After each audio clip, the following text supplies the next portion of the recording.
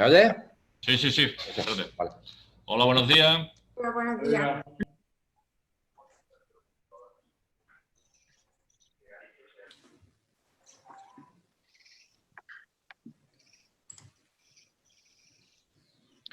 Buenos días a todos.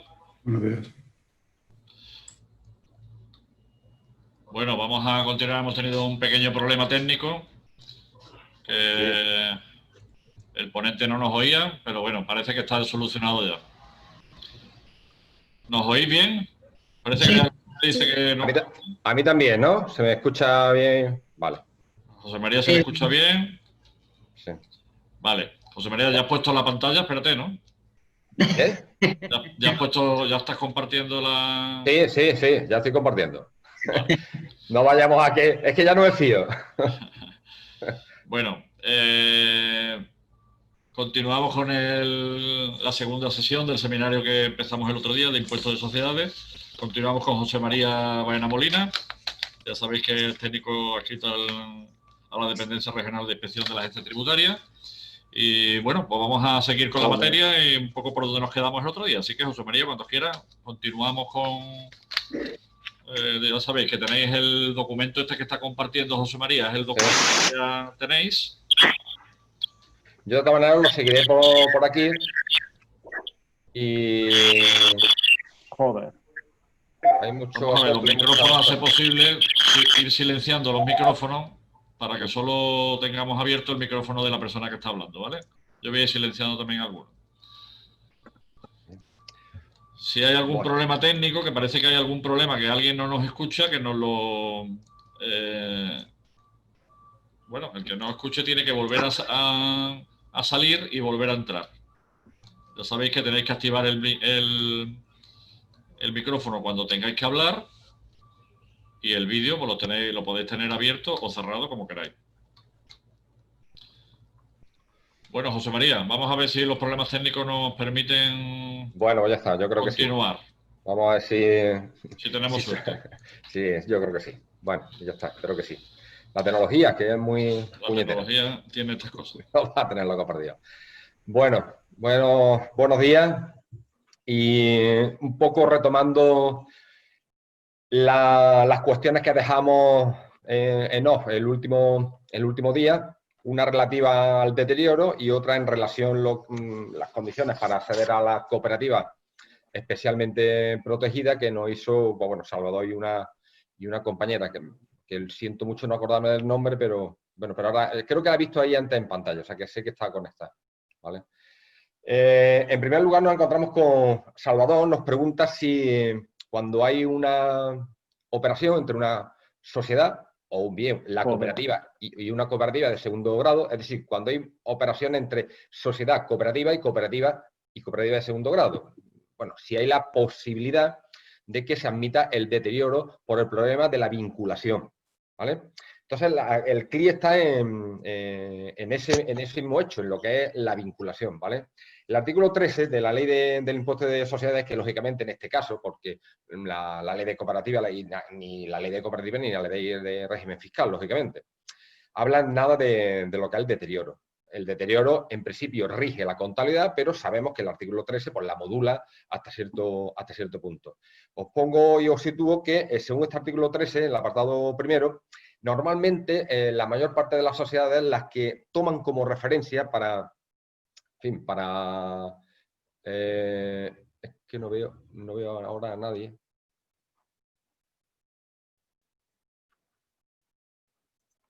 Ahora, ¿vale? Toma como referencia este artículo 13. Lo que normalmente utilizamos para determinar el deterioro es los famosos 6 meses desde el vencimiento de la obligación, ¿vale? Eso es normalmente lo que se suele utilizar, por lo que normalmente suelen utilizar la empresa. ¿Por qué? Porque el resto de los casos, pues bueno, es concurso o alzamiento de bienes, porque ya son cosas más específicas y en consecuencia, bueno, tienen, en fin, una aplicación, por así decirlo, más sencilla, pero bueno, generalmente el contribuyente, la sociedad, las personas jurídicas se suelen acoger a estos 6 meses, ¿vale? Pero este mismo artículo nos indica que no serán deducibles las siguientes pérdidas por deterioro de crédito y nos establece en su número segundo, las correspondientes a créditos adeudados por personas o entidades vinculadas, ¿vale? Aquí es donde nos encontramos con la cuestión. Si nosotros llegamos a la conclusión de que la operación que estamos realizando, porque en este caso estaríamos hablando del deterioro en la cooperativa, ¿vale? Entonces, estamos hablando de que es la cooperativa la que ha vendido o ha prestado determinados servicios y cree en un momento determinado que esa obligación o ese derecho de crédito no lo va a cobrar. Y se plantea deteriorarlo. Hay que plantearse quién tenemos enfrente, a quién le hemos prestado el servicio. Si incurrimos en cualquiera de las circunstancias del artículo 18, que es la que me indica la operación que se considera vinculada, pues evidentemente jamás podremos aplicar ese deterioro a menos que se den las circunstancias adicionales, es decir, que esa persona vinculada entre en concurso de acreedores o, bueno, se haya producido la fase de liquidación. Por lo tanto, la cuestión está en si damos con alguno de los supuestos del artículo 18 como operación vinculada, ¿vale?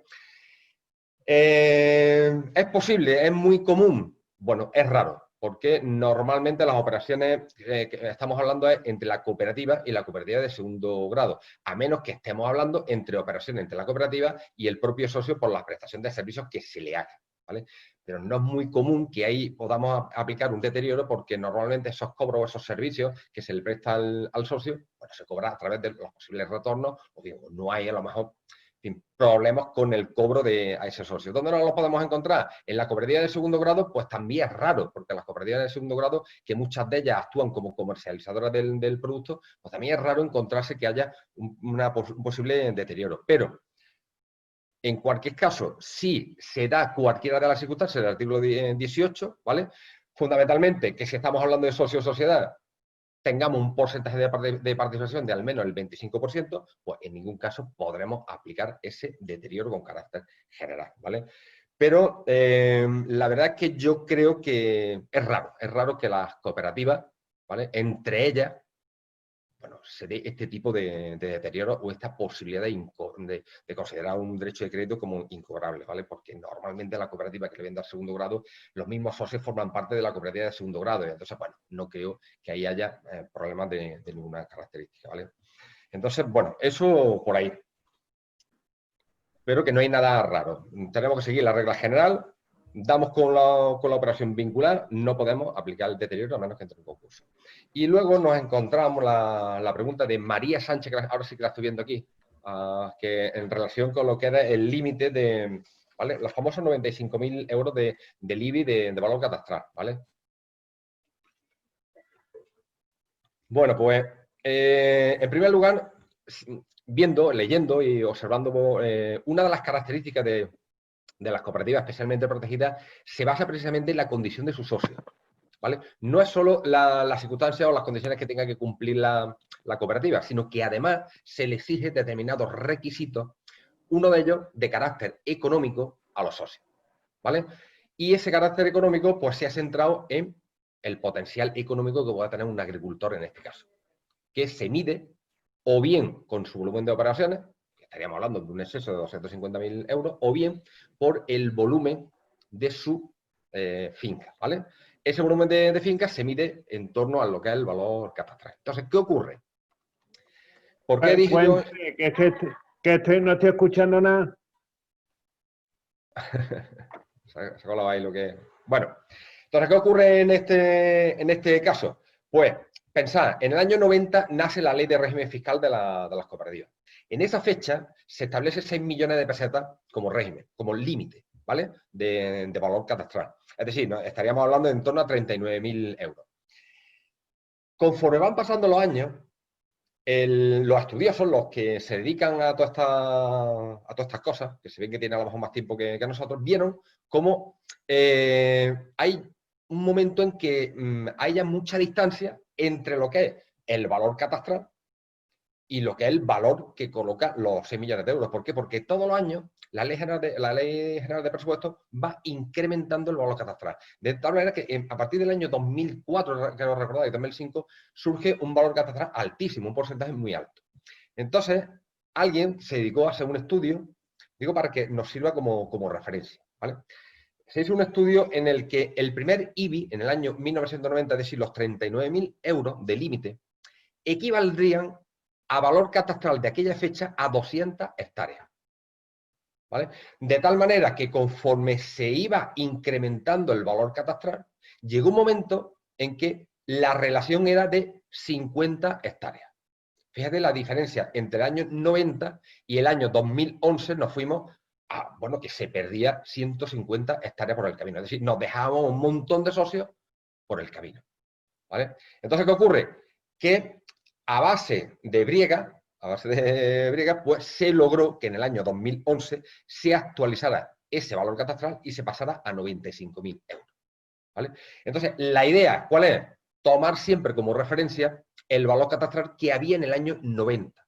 Por lo tanto, si nosotros en el año 90 la referencia eran 200 hectáreas a nivel nacional, estaríamos hablando que prácticamente el socio quedaría fuera, la cooperativa de especialmente protegida, si un socio, por un porcentaje superior al 30%, tiene fincas superiores a 200 hectáreas. Parece que esa sería la limitación. Hombre, 200 hectáreas, aquí en mi pueblo, 200 hectáreas es un montón de tierra. Pero en cualquier caso, sí que es verdad que el legislador lo que ha querido es decir, no, mire, yo, las cooperativas están muy bien, las protejo, pero si usted quiere que sea especialmente protegida, yo tengo que pensar también en la cualidad del socio, ¿vale? Y la cualidad del socio se ha centrado en ganaría independiente los 250.000 euros, ¿vale? Todo eso con el límite del 30%. Y las 200 hectáreas que según este estudio a nivel nacional nos podríamos más o menos centrar. En cualquier caso, yo intentaría que, bueno, que los socios, ¿vale? Te dieran información de cuál es la finca para que te quedaras relativamente tranquila. Luego, a mí ya me surgió claro, porque uno ya tiene de formación profesional. ¿Qué ocurre si a mí me pasa con una cooperativa y me pongo a mirar quién es el que tiene que probar que los socios cumplen ese requisito? Porque, lógicamente, siempre que hay, pues, en teoría, que evidentemente quien aplica un derecho tiene que probarlo. Hacen bien en decir María Sánchez que, evidentemente. Entonces, ¿qué ocurre? Te traslado la carga y en ese momento, pues, bueno, pues tendrás que pedirle a los socios que si cumplen su requisito o no, a cada uno de ellos. Pero bueno, yo no creo que esto tampoco sea... si nos centramos en esas 200 hectáreas y conforme va incrementando, yo creo que, bueno, es una finca muy grande. Aquí hay muy poco, ¿eh? En mi pueblo hay muy poco con 200 hectáreas. Ni siquiera con 200 fanegas, que es un poco más chico. Bueno, ¿vale? Bueno, pues yo creo que con eso quedamos un poco solucionados lo que estuvimos viendo el otro día, las cuestiones del otro día, ¿vale? Ahora lo que nos queda un poco es plantear lo siguiente. Hoy vamos a terminar un poco de lo que es la exposición general de lo que es la teoría, en lo que es la liquidación del impuesto, ¿vale? Un poco seguir el esquema que os mandé, viendo más o menos lo que significa una cosa, otra comentando algunas cosillas, por si tenemos algún problema. Pero yo creo que todo habéis hecho y conocéis perfectamente el funcionamiento de lo que es el modelo 200 en relación con las cooperativas. Creo que sí. Creo que ahí el que más se pierde soy yo porque, bueno, yo lo que hago es revisar, pero no la cumplimento, ¿vale? Pero sí que, evidentemente, conozco la estructura y sé por dónde va el asunto. Entonces, la idea está hoy terminar lo que es el contenido normativo, más o menos, para que llevemos una cierta orientación, que vosotros también me digáis si eso ocurre o no, porque normalmente las cooperativas, ya os digo, que las que yo me suelo encontrar solo son resultados cooperativos, entonces la liquidación es muy sencilla, no tiene más interés. Bueno, una vez que terminamos con lo que es la liquidación, con lo que es el esquema general de liquidación, los siguientes días, a partir del lunes, sencillamente tomaremos como referencia el supuesto que tenía al final, ¿vale? Un supuesto muy completo, donde bueno, hay resultados cooperativos, operativos, operaciones extra, operaciones raras, y vamos a tomar como referencia ese supuestillo para, con el apoyo del modelo 200, ¿vale? Intentar llegar a una liquidación más o menos normal, ¿vale? Sin meternos en muchos vergenales. Intentaré a ver de qué forma el modelo 200 lo podáis ver y ver los comentarios que yo le voy haciendo a las distintas casillas del modelo. Bueno, esto iría aquí, pero bueno, tampoco sin más historia, porque ya sabéis que el sistema informático, lógicamente, es el que resuelve todas estas historias, ¿vale? Lo fundamental serían los ajustes y ver bueno, un poco lo que es el resultado extracooperativo, cómo aplicamos los gastos generales sin meternos en muchos follones, ¿vale? Bueno, pues esa es la idea. Yo creo que con eso terminamos y ya está. Hay lógicamente, hay dentro de lo que es la liquidación, algunas circunstancias de la empresa de reducida dimensión que también se aplica y bueno, lo tendremos en cuenta y ya está, ¿vale? Bueno, dicho eso, nos vamos a lo que es el esquemilla que yo os mandé, ¿vale? Voy a darle aquí a esto porque es que no sé por qué. Se me ha ido, pero bueno. Si veis que lo muevo mucho, pues bueno, es que soy una persona que no puede estar mucho rato quieta. Y entonces, bueno, si veis que muevo el de este, pues me lo decís y ya está. Pero nosotros en principio nos quedamos en la página 14 y por ahí es por donde vamos a continuar. Es el grueso de la liquidación y bueno, y es sencillamente lo que vamos a tener en consideración, ¿vale? Yo creo que está relativamente claro lo que he aportado, sencillamente es realizar algún tipo de comentario, ¿vale? Y fundamentalmente en lo que es el grueso de los gastos de las cooperativas, que es la compra de materia prima al socio, ¿vale? A ver si ahí llegamos a una conclusión y sois capaces de decirme si en vuestras cooperativas, bueno, estáis aplicando ese criterio o no, ¿vale? Sin ningún tipo de problema.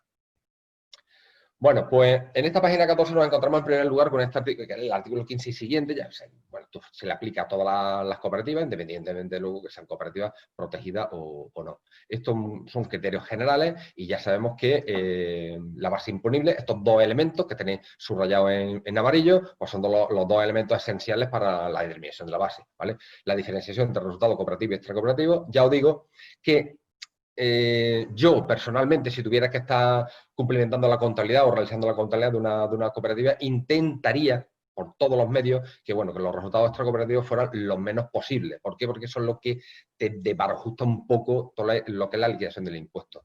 Si todo lo que es la actividad de la cooperativa es cooperativo, es decir, la actividad normal que desarrollan las cooperativas, pues la verdad es que la liquidación se asemeja mucho a lo que es un modelo general y no tiene más que 4 u 8 ajustes que no tienen más sentido, junto con lo que es la posibilidad de aplicar las cuotas negativas y la posibilidad de aplicar la reserva de nivelación y poco más, ¿vale? Porque ya el sistema se encarga de hacer el resto, ¿vale? Entonces, uno de los elementos es ese, diferenciar, que se nos quede claro desde el principio, aunque luego lo veremos posteriormente, que la diferenciación entre resultado cooperativo y extracooperativo no hace falta que se haga en contabilidad, ¿vale? Pero sí que es verdad que a la hora de aplicar la ley 20, tú tienes que probar que efectivamente el resultado cooperativo y extracooperativo es el que has autoliquidado. No tiene más historia. Bien, un documento auxiliar o bien con la forma que se estime oportuno, ¿vale? Sobre todo si estamos hablando de resultados extracoooperativos abultados. ¿Dónde se suele estar en los problemas? Bueno, pues que el resultado extracooperativo es abultado en una cooperativa y vemos que se acercan mucho los gastos al resultado extracooperativo, ¿vale? Entonces, si ese gasto es muy alto, se presume o se puede presumir que se están mandando gastos generales en exceso. Es decir, la imputación de gastos generales se ha hecho a un criterio un poquito descontrolado. ¿Para qué? Para que como el resultado extracooperativo va al 25, bueno, aligerar un poquito ahí la carga. Esto se hace de manera informática, sencillamente se pide un software con esa casilla, se compara una y otra, exactamente igual que se hace cuando comparamos los IVA, el IVA soportable, lo que ha declarado el contribuyente en gastos o ha declarado en ingresos. Esto se hace todo a través del sistema informático, hoy día es muy cómodo, porque antes había que liar un fuño como un demonio, bueno, por lo tanto, intentar que las cosas y las casillas se queden como Dios manda. No solo hace falta ser un buen contribuyente, sino además hay que parecerlo. Esto es como la vida misma, ¿vale? Luego, otra de las circunstancias que hay que tener en cuenta es la valoración de las operaciones cooperativizadas. Esa valoración, ¿vale? Esto es muy importante y aquí es donde, bueno, nos encontramos con el problemilla de la venta del socio a la cooperativa. Y ahí es donde, bueno, nos podemos poner un poquito más serios y donde pueden surgir algunas circunstancias, ¿vale? Bueno, en relación con esta valoración, hay, además de esas tres circunstancias que tenemos que tener en cuenta muy claras desde el principio, aunque esto ya le iremos repitiendo, ya lo hemos visto un montón de veces, que es el famoso fondo de reserva obligatorio, ¿vale? Eso para nosotros es sencillamente un gasto más. Ese fondo de reserva obligatorio, que está recogido en el artículo 68 de la Ley de Sociedades Cooperativas, pues lo que nos indica que tenemos que dedicar como mínimo un 20% del resultado cooperativo al fondo y un 5% al fondo de educación. ¿Qué ocurre? Que ese es el límite, es el máximo que te va a permitir la ley aplicar como ajuste negativo, ¿vale? Porque recordad que desde el punto de vista contable esto sencillamente es una aplicación de patrimonio. Por lo tanto, no mueves el grupo 6. Al no moverlo, todo va a través de ajustes. Eso ya lo veremos cuando veamos el modelo. Ya sabéis que existe una casilla específica para aplicar el fondo de reserva obligatorio y ya está. No tiene esto. La verdad que yo pensé que esto era más. Pero no, esto no tiene más historia, ¿vale? Bueno, luego, evidentemente, el fondo de reserva obligatorio es con respecto a cada uno de los resultados. Básicamente como si fueran dos empresas, una para el cooperativo y otra para el extracooperativo. Por lo tanto, hacemos un ajuste en el cooperativo y otro en el extracooperativo en la misma cuantía. Lo que pasa es que en el extracooperativo lo que nos permite la ley es un 25% al fondo de reserva obligatorio y un 25% al fondo de educación. Ya sabéis que el fondo de educación sencillamente es un gasto más. Está recogido como tal en el grupo 6, esa dotación, y en consecuencia eso es para nosotros el gasto deducible. Eso, exclusivamente. Todo el movimiento que hay contable para pagar a profesionales, para pagar gastos de educación, formación, compra de activos, todo lo que está relacionado, en teoría creo que lo recogí en contabilidad mediante una sigla donde la identifiquéis que esos bienes o esos gastos están afectos al fondo de educación. ¿Para qué? Para que ese gasto no pase a la... el juego de la contabilidad está pensado en decir que no se afecte a la base imponible y en consecuencia, pues bueno, no tendremos ningún problema, no habrá que hacer ningún tipo de resultado, ¿vale? Ningún tipo de ajuste. Perdona, José María. Sí. Hay alguna pregunta que nos están haciendo, José María. Sí. José Ramón García, si quieres, José Ramón, puede hacer la pregunta o la leemos del chat. Si tienes el micrófono, puedes activarlo, mejor que la hagas tú.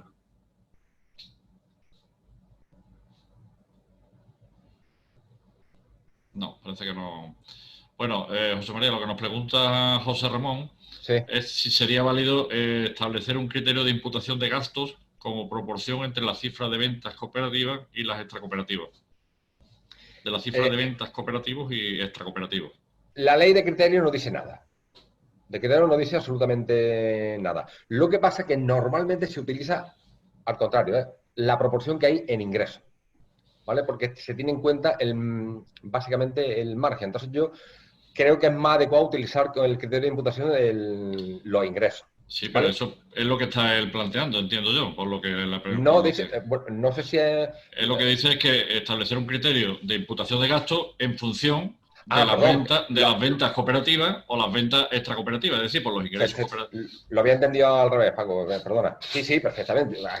Normalmente así es como se hace. De hecho, nosotros cuando veamos el supuestillo ese, el criterio que vamos a seguir es la distinción entre cooperativo y extracooperativa.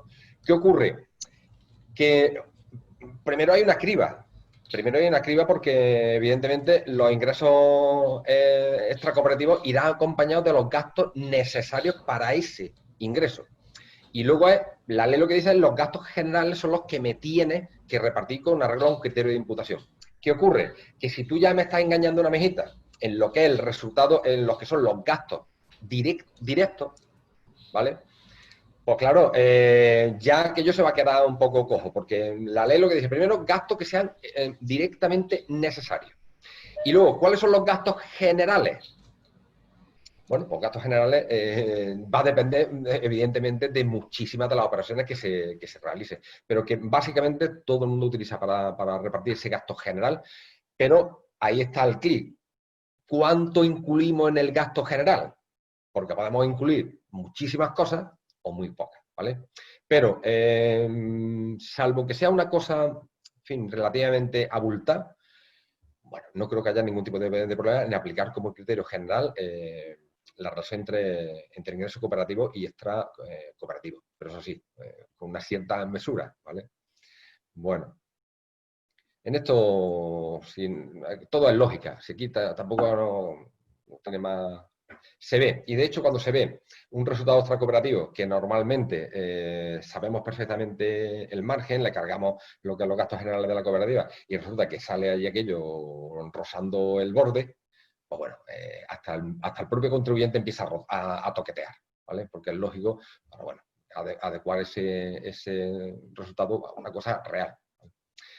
Bueno, en las cooperativas de trabajo asociado y socios de trabajo, los anticipos laborales, bueno, aquí esto va a una referencia del artículo 28 de la ley 20, estos anticipos laborales que básicamente lo que nos viene a decir es que sencillamente lo que es el sueldo que tienen las cooperativas de trabajo asociado, ¿vale? Bueno, aquí no tampoco tenemos más historia, ellos cobran tiene una determinada nómina y la ley lo que establece es un límite a esa nómina, que es el valor normal del mercado, lo que le corresponde a esa actividad laboral, que normalmente se suele utilizar utilizando el propio 190 de la cooperativa, ¿vale? Ese 190 ve algún tipo de comparable relacionado con la misma labor que está desarrollando el socio laboral y sencillamente eso es lo que utiliza. Si eso está muy descompasado, cosa que evidentemente normalmente en la práctica eso no ocurre, pues lo que nos encontramos es que lo derivamos a renta del capital mobiliario. Es exactamente igual que la misma filosofía del artículo 18 en operaciones generales. Ese artículo 18, que ese famoso ajuste secundario que algún día, bueno, se liará la hacienda pública con este ajuste secundario y bueno, pues exactamente igual en las cooperativas. Todo lo que no sea con arreglo a mercado, me voy a un sitio u a otro y lo determinaré como renta del capital mobiliario o bien como aportación a los recursos propios, dependiendo de quién haya sido el beneficiario, ¿vale? O el socio o la sociedad, ¿vale? Bueno, una operación muy peculiar y ya está. Estoy intentando, a ver de qué forma, quito esto de aquí, ahora. ¿Vale? Bueno, luego nos encontramos con la valoración de las operaciones cooperativizadas, ¿vale? Aquí es donde yo creo que está la cosa relativamente clara. No, la idea general es, sobre todo en las cooperativas agrarias, que son lo que, bueno, tenemos un poco como referente. Ahí, evidentemente, hay dos posibilidades, o hay dos relaciones. Una que es que el socio le vende a la cooperativa, ¿vale? Y la cooperativa le presta servicio al socio, porque evidentemente la cooperativa lo que hace es recoger todo el producto del socio y venderlo a un tercero y hacer posible lo más caro que se pueda, ¿vale? Eso es así. Esa es la mecánica y esa es la historia y eso es lo que origina que esos ingresos sean cooperativos. Del mismo momento en que yo compre a alguien que no sea socio, evidentemente la salida de ese producto se convertirá en ingreso extracooperativo. Normalmente las cooperativas no admiten productos de terceros. No sé si hay alguien que me corrija, pero normalmente no la admite. Sí que es verdad que la ley admite hasta que se adquieran productos equivalentes a un 50% del volumen de operaciones de la cooperativa. Por lo tanto, el abanico es muy amplio.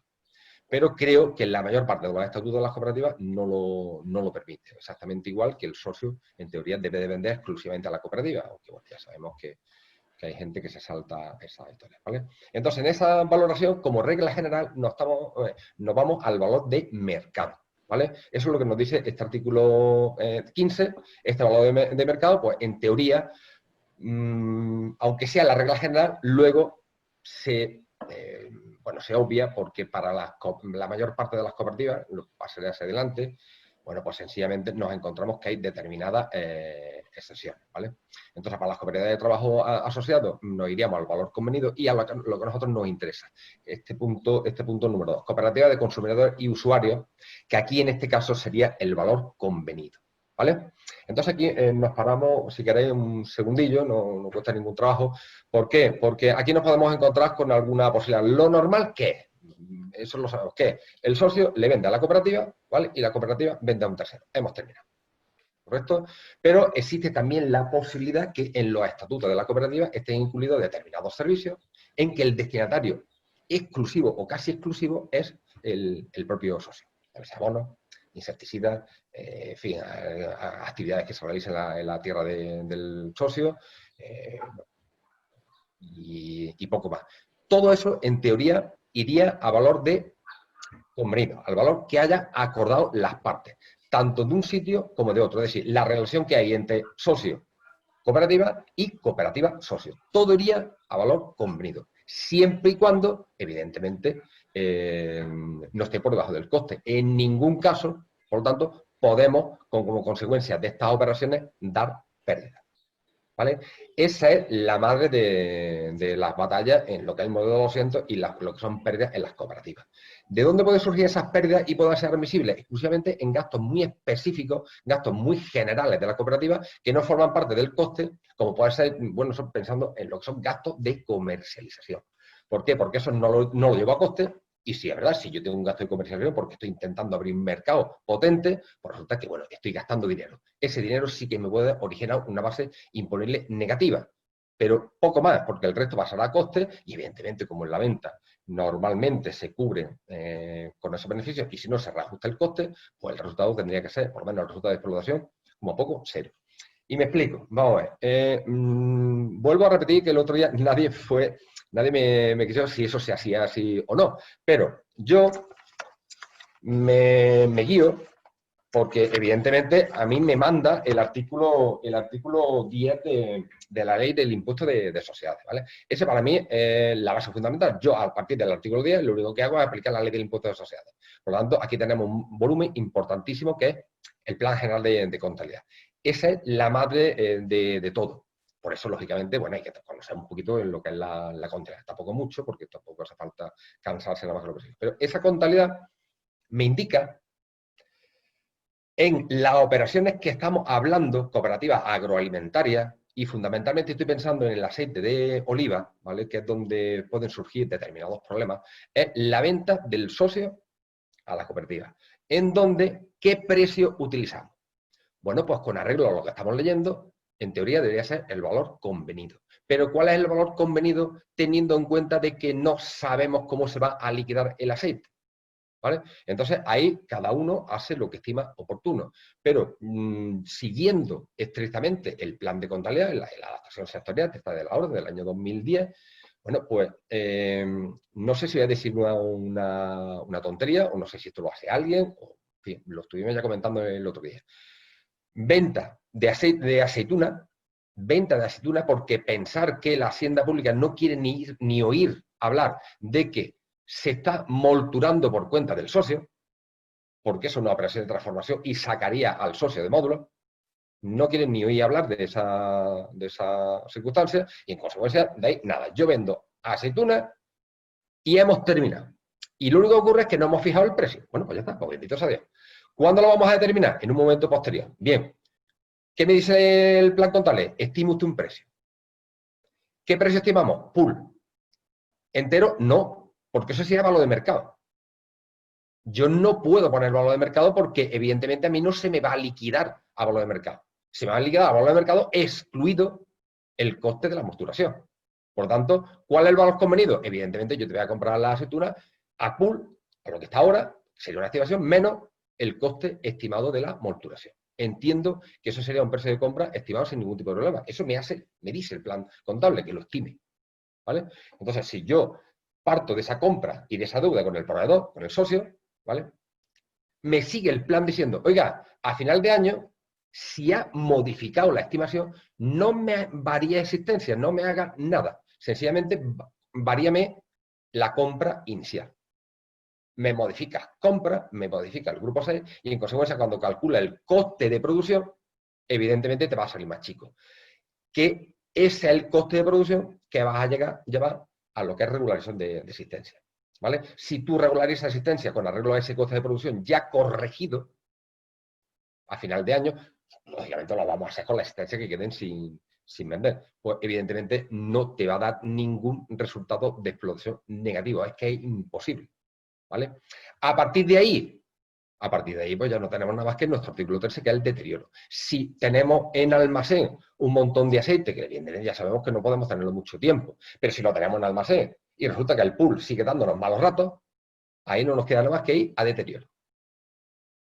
Y ya está. Yo creo que esto tampoco, creo que el plan contable lo recoge más o menos. ¿Qué pasa? No contarme las historias en lo que es en IVA, porque bueno, en IVA la liamos.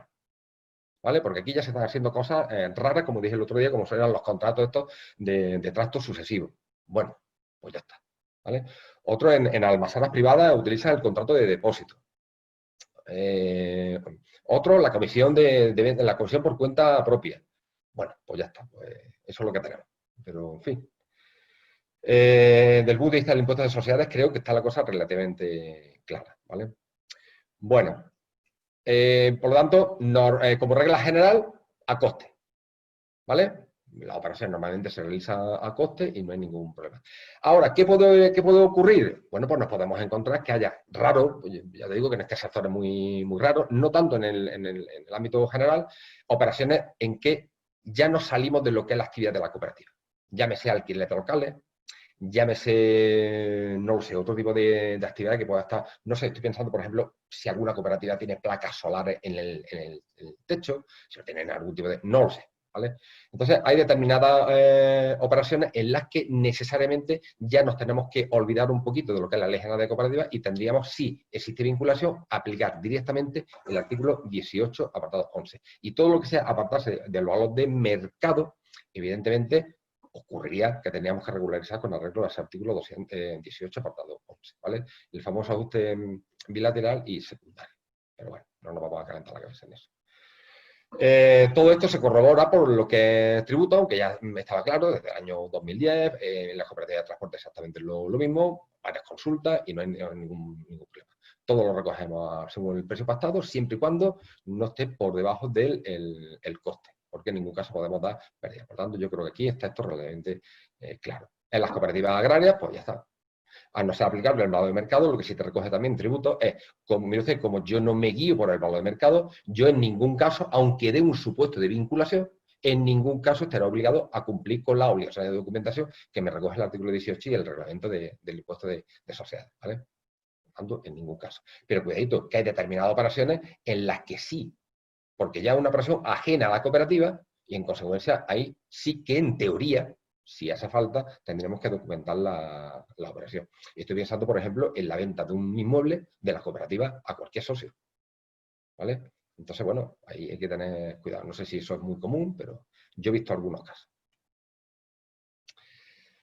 Las cooperativas se aplica tanto a servicios, suministros, en general a todas las operaciones que realice y a todas las operaciones, sean de un sentido o de otro. Evidentemente, donde no se aplica exactamente igual el valor convenido cuando se le vende a un tercero, ¿vale? Bueno, aquí lo tenemos, está lógicamente corroborado por varias consultas y tenéis, por ejemplo, la del año 2010 y ya está, ¿vale? Bueno, a partir de ahí es donde ya, está la labor del que se encarga de lo que es la gestión contable de la cooperativa y ir estableciendo un documento auxiliar donde, evidentemente, vaya un poco canalizando lo que es los ingresos cooperativos y los ingresos extracooperativos. No sé si hay alguien que utiliza la contabilidad, utiliza distintos dígitos para que directamente, le aparezca y dándole una tecla, aparezca directamente lo que es uno y otro y sencillamente luego una pequeña hoja de Excel lo que hace imputar los gastos generales. No lo sé si lo hacéis así, pero bueno, parece que es una cosa relativamente cómoda. Pero bueno, el que no tenga gastos, o sea, ingresos extracooperativos, pues bendito sea, porque ese ya se lo ahorra todo, ¿vale? Ahí sí que vamos a tiro. En fin, bueno, otra vez, este artículo 16 nos habla de resultados cooperativos y extracoooperativos. Desde el punto de vista contable, ¿vale? Tenemos la obligación de separar uno y otro, pero ya sabemos que, que la ley de sociedades cooperativas, en principio, te permite la contabilización conjunta. Ya os digo que para aplicar los beneficios de la ley 20, ¿vale? Y para evitar la posibilidad de exclusión, tenemos que por lo menos poner de manifiesto o tener la capacidad de probar que efectivamente, mediante documentación auxiliar o no, o mediante la contabilidad directamente, cuál es el resultado cooperativo y cuál es el extra cooperativo, ¿vale? Bueno, eso ya lo sabemos, no tenemos más historia. Y, bueno, que no se nos olvide lo de siempre, que a efecto de determinar el resultado de uno y otro hay que restar el 50% de lo que hemos destinado al fondo de reserva obligatorio, ¿vale? Este fondo de reserva obligatorio todo el mundo lo conoce, ¿vale? Y sencillamente, ¿por qué se le resta un poco, por qué no tiene la tributación total del fondo de reserva obligatorio? Porque en realidad es un excedente cooperativo. ¿Por qué no se grava la totalidad? ¿Por qué el legislador permite que ese 50% vaya a no tributación? Pues sencillamente porque sabéis que este fondo de reserva obligatorio es irrepartible y en el momento de la liquidación de la sociedad, parte va a la administración y en consecuencia, en compensación a eso, parece ser que se estableció esta eliminación de la tributación del 50%, ¿vale? Hay una disparidad entre lo que es la Ley General de Cooperativas y la Ley de Sociedades Cooperativas en cuanto al destino al fondo de reserva obligatorio. Bueno, pues ya está. Aquí para nosotros el destino es 25 y 25 del resultado extracooperativo y 25 del resultado cooperativo. Por lo tanto, no hay más historia. Desde el punto de vista contable, no es gasto y en consecuencia ya sabemos que tenemos que hacer un ajuste negativo y se acabó. Por otra parte, el fondo de educación sí que es un gasto, pero si superamos el 30% del excedente neto de la cooperativa, que ya veremos cómo es el límite, pues aquí sería al contrario. Esa parte no sería deducible y en consecuencia tendríamos que hacer el famoso ajuste positivo para determinar la base imponible, ¿vale? Bueno. Dicho esto, ¿dónde está la cuestión? Pues determinar un resultado cooperativo y extracooperativo con arreglo a lo que me dice la ley 20. aquí, bueno, pues no creo que haya más, pero no nos podemos saltar la situación en la que nos encontramos, no hay más posibilidad. Entonces, este resultado cooperativo nos indica el artículo 16, 17 y 20 de la ley 30 de lo que está formado. Aquí, si queréis, podemos comentar algunas cuestiones y ya está. Pero en realidad, lo que me da igual que aparezca en contabilidad o no, pero sí que tiene que aparecer estos ingresos, si lo existe, como cooperativos. En primer lugar, nos encontramos con los que proceden del ejercicio de la actividad propia de los socios, ¿vale? Recordar, aquí todo lo que esté relacionado con el socio, de una dirección o de otra, es ingreso cooperativo, salvo todo aquello que le compramos a un tercero, ¿vale? Que no es socio y vendemos, ¿vale? En ese caso, esa venta tendrá la consideración de ingresos extra cooperativos. ¿Qué son ingresos también? Pues las cuotas periódicas satisfechas por los socios, siempre que esas cuotas, evidentemente, no formen parte del capital, obviamente, porque ya sabéis que hay una aportación voluntaria y otra que no voluntaria, que es lo normal que formen parte del capital. ¿Cuáles son estas cuotas? Bueno, pues estas cuotas que se le exigen mensualmente o anualmente al socio. No sé si eso es muy común también. Aquí las que yo conozco, pues no se le pide una cuota. Pequeñas cooperativas, sí, para hacer frente a algunos gastos, sí, pero no es muy común. Bueno, pues eso también lo tenemos recogido en el artículo 62 de la Ley de Sociedades Cooperativas, ¿vale? Y en consecuencia, pues bueno, nada más que decir, está previsto y en consecuencia sería gasto para la cooperativa. Y al mismo tiempo, perdón, ingreso para la cooperativa y al mismo tiempo gasto, evidentemente, para el socio. En el impuesto sobre sociedades o en IRPF, dependiendo de cuál sea el socio. Lógicamente, si en IRPF, si no está en estimación objetiva. En estimación objetiva, pues ese gasto pasa a mejor vida. Las subvenciones corrientes, pues también forma parte del ingreso cooperativo. Al mismo tiempo que las subvenciones de capital. Recordad que en las subvenciones de capital nada dice la ley del impuesto de sociedades, ¿vale?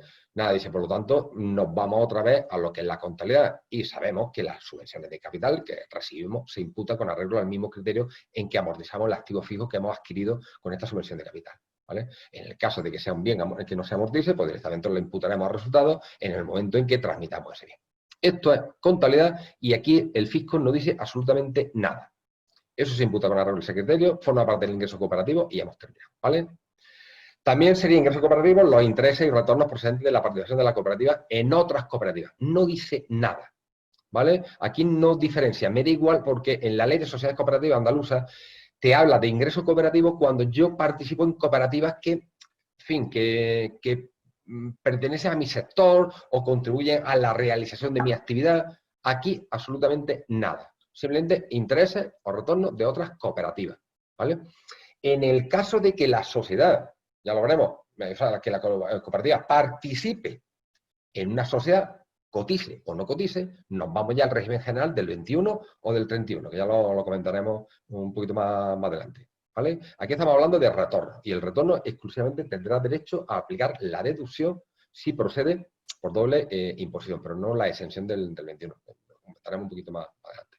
Bueno, no se consideran retornos, evidentemente, lo que se recoge en el artículo 54 del reglamento. ¿Por qué? Porque hay determinados retornos que sencillamente no los cobran, no va a formar parte de lo que es los ingresos del socio. Y son los que se incorporan al capital, lo que se aplica al compensar pérdidas y estos intereses o estos retornos que van a un determinado fondo especial, es decir, no se reparte, es como una especie de reserva voluntaria y existe la posibilidad de que se le dé al socio una especie de compensación, unos intereses por ese fondo acumulado, una especie como, sí, bueno, vale, lo podemos llamar intereses. En cualquier caso, sería deducible por parte de la cooperativa, ¿vale? Por lo tanto, los intereses y los retornos por ser de la participación de la cooperativa como socio en otras cooperativas sería ingreso cooperativo, ¿vale? Bueno, ¿qué va?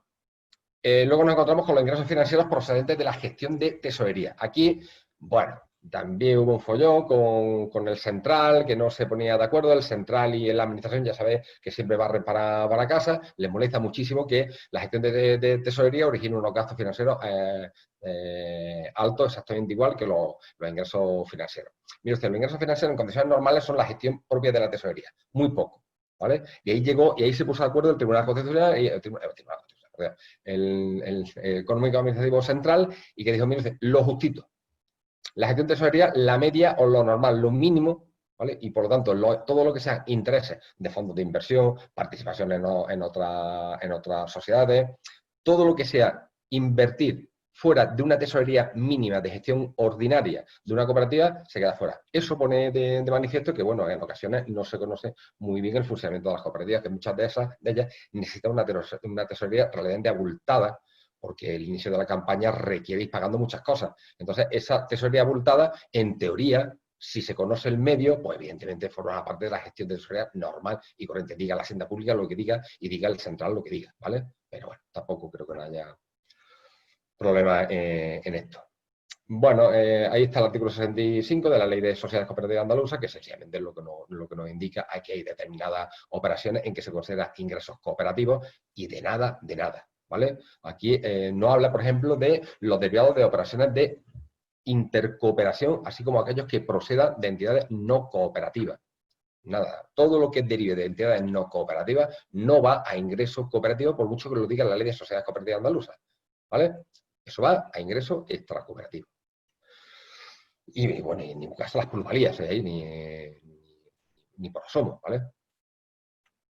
Bueno, alguna consultilla. Esta es del año 2005, bueno, ya la conocemos, todo lo que sea comercializada a tercero, que es el objeto propio de una cooperativa agraria, pues lógicamente ingresos cooperativos, y lo que procede de terceros es ingresos extracooperativos. Ya lo conocemos. Las cooperativas de trabajo asociados, evidentemente sería... la cooperativa de trabajo asociado, lo que ellas prestan es a terceros.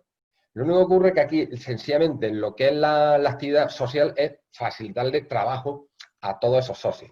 Aquí, sencillamente, ¿dónde pueden estar los ingresos cooperativos? Pues básicamente todo. Todo lo que utilizamos mano de obra que derive de un socio, ¿vale? Entonces, si utilizamos mano de obra o profesional o no profesional de alguien que no es socio, evidentemente esos ingresos tenemos que calificarlos como no cooperativos, ¿vale? Pero bueno, esto yo creo que ya es un poco manío, ¿vale? Y bueno, me llamó la atención que las cooperativas de enseñanza, pues bueno, que las actividades extraescolares a los que no son socios, pues no se admiten, ¿vale? Y la devolución, al que tuviera derecho a la devolución del impuesto excedido de hidrocarburos, porque se considera como ingreso no cooperativo, ¿vale?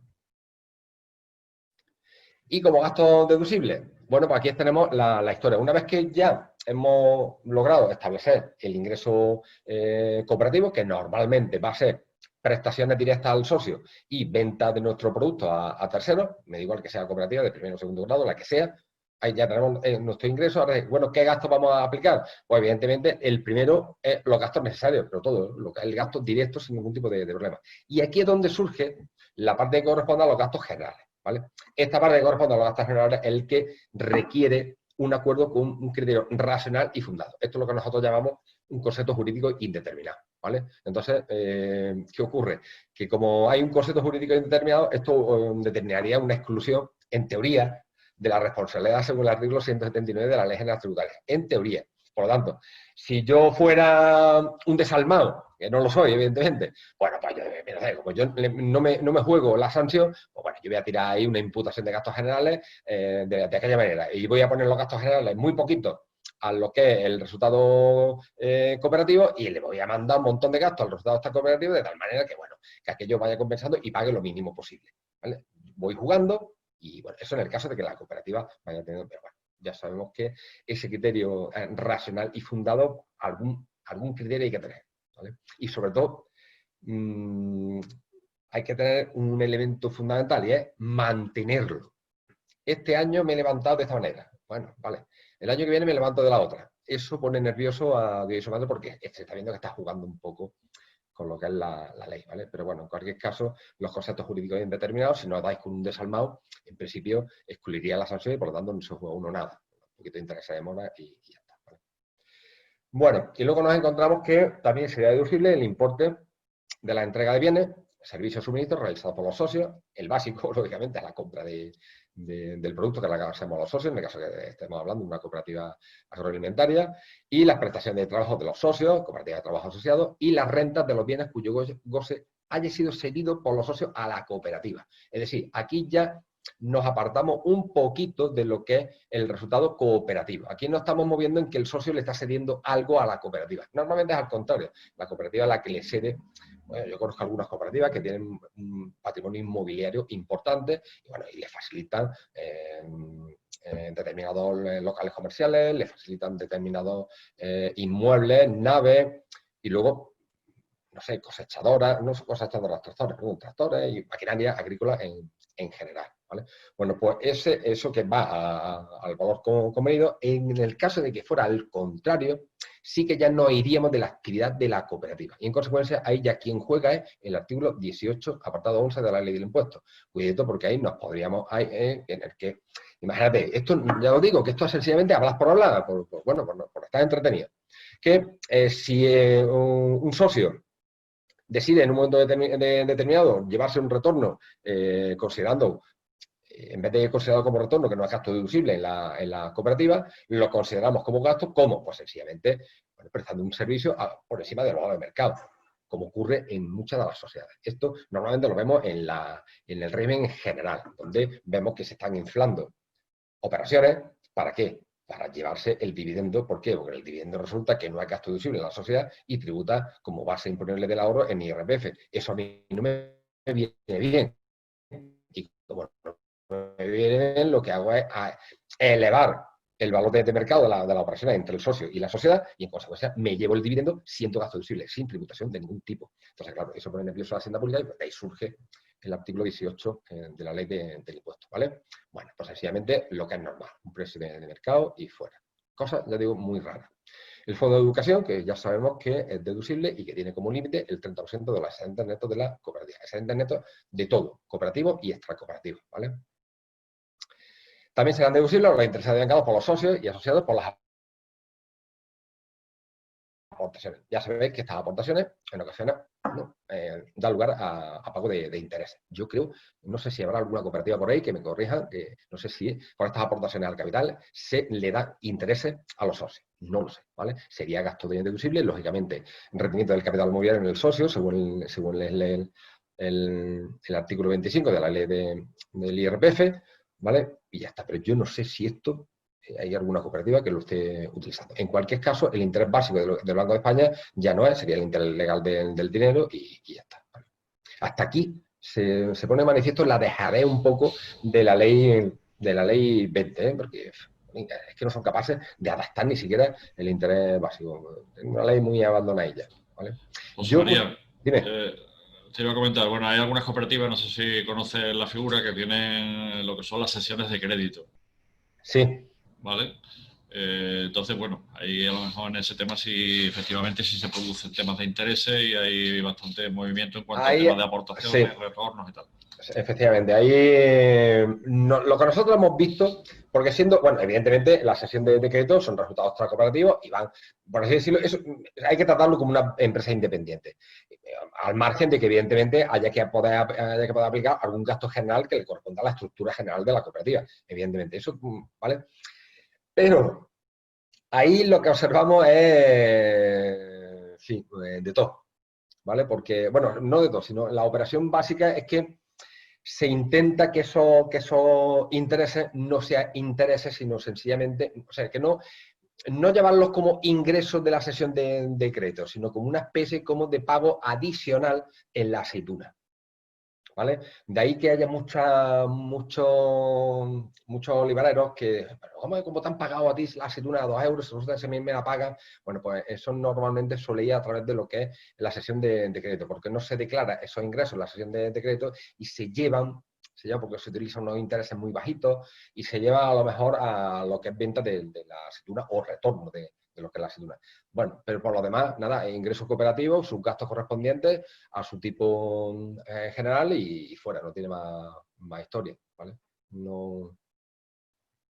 Pero en fin, que como está dentro del... es muy goloso, que por ahí también pille y todo trasladarlo, decir, bueno, es que yo te he liquidado la cooperativa, o sea, el aceite a 5 céntimos más o 10 céntimos más. Bueno, ¿por qué? ¿Dónde sale ese dinero? Pues ya está. Puede surgir de un montón de sitios. Además, como está comentando algún compañero, pues también se realizan intereses por las aportaciones que tienen que hacer los socios, las aportaciones obligatorias que tienen que hacer los socios, o por las aportaciones voluntarias a capital social que se remuneran. Ese es el punto que estamos comentando, esas remuneraciones, este punto que tenemos aquí, ¿vale? Es el que estamos ahora comentando. Ese retorno que yo pensé que había pocas cooperativas, pero bueno, obviamente algunas tienen que haber. Yo las que he visto es básicamente, bueno, no hay ningún pago de interés, ¿vale? Pero efectivamente, si esos intereses se pagan, es gasto deducible. Y no solo sería gasto deducible eso, sino que además, si se crea ese fondo específico de retorno, ¿vale? Porque se vayan acumulando, eso puede generar también unos intereses en favor del socio. Esos intereses en favor del socio también sería deducible, ¿vale? Todo lo que sea que el círculo se cierre, gasto deducible en la cooperativa y renta del capital mobiliario en el socio, benditos a Dios. Empezamos a hablar cosas raras cuando tú me quieres poner un gasto deducible o un menor ingreso y no tributa en el perceptor, ¿vale? Entonces, si no cerramos el círculo, algo ahí no va bien. Pero normalmente en las cooperativas pues suele todo funcionar bien y todo se cierra el círculo y no hay más historias. ¿Dónde se pueden ver historias? Esos 5 céntimos, esos 10 céntimos, esos 20 céntimos, donde se le paga a alguien más en la aceituna, que de algún sitio tiene que venir ese dinero. Si no ha venido un tercero porque la aceituna se ha liquidado a 19 céntimos, de algún sitio tiene que venir. Bueno, si se llama sesión de crédito o se llame lo que sea, ¿vale? O bueno, eso en teoría, bueno, porque en principio sería gasto deducible, pero claro, si no me lo has colocado como ingreso en la sesión de crédito, pues ya tenemos ahí un poquito de cojera. Pero bueno.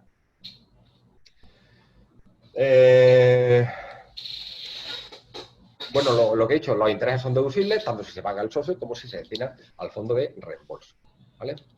Y luego nos encontramos unos gastos en el artículo 20 que no son deducibles, los básicos, ¿vale? Si queréis aquí podemos comentar algo del artículo 15 de la Ley del Impuesto Social normal y corriente. No sé si ahí os surge alguna cuestión, pero bueno, ahora si queréis lo comentamos. Básicamente que no son deducibles las cantidades destinadas a distribuir a los socios, lo que es el excedente, evidentemente, porque no hay distribución de resultados. Eso tendría el carácter de dividendo y así hay que incluirlo por parte del socio en el IRPF. Artículo 25, te lo coloca, no tienes derecho a ningún tipo de deducción si eres persona física, pero si el que lo recibe, evidentemente, es una persona jurídica, tendrá derecho a aplicar la deducción por doble imposición sin ningún tipo de problema, ¿vale? O la exención, en ese caso.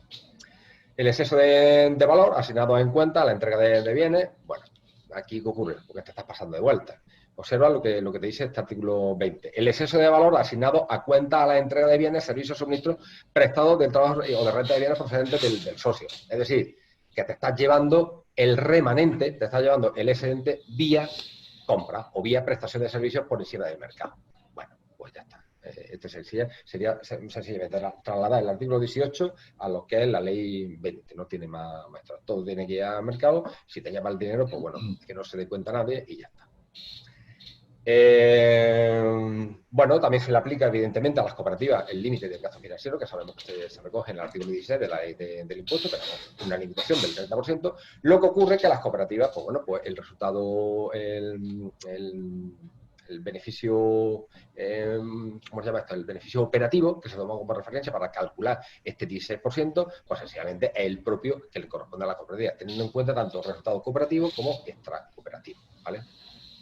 Es decir, para nosotros el beneficio operativo básicamente hay que adaptarlo un poco a lo que dice la ley de cooperativas. Y el fundamental es que hay que sumar resultados cooperativos y extracooperativos. Y con un detallito, que a la hora luego de repartir, ¿vale? Habrá que hacerlo también con arreglo a lo que es el grueso del ingreso cooperativo y el ingreso extracooperativo, ¿vale? Si tú tienes un límite o tienes unos gastos financieros, no me lo vayas a mandar todo al resultado extracooperativo, ¿vale? Si esa financiación es para toda la cooperativa, oiga, mándame, aunque el límite va sobre la suma, pero repárteme entre ingreso cooperativo e ingreso extracooperativo, ¿vale? Bueno, otra estupidez, como otra cualquiera, no tiene más sentido, ¿vale?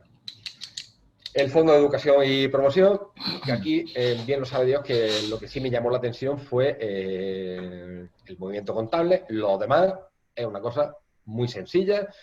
Tiene unos determinados fondos que normalmente se refiere a lo que es la promoción y formación de los socios.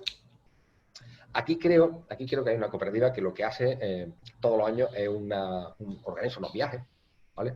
Eso lo mete por lo que es ¿cómo le llama esto? Por conocer el entorno, ¿vale? Entonces se monta ahí, coge uno o dos autobuses, se llena de socios que llevamos llenos de sorteos y bueno, para conocer el entorno, pues nos vamos a, ¿qué te digo yo? Al Quinto Carajo, ¿vale? Y en ese Quinto Carajo va incluido, pues, ver el invernadero de no sé qué, en fin, un algo que esté relacionado y ya está, ¿vale? Bueno, no sé si eso... Bueno, pues ya está, yo no creo que nadie se vaya a meter en esa cosa, pero en fin.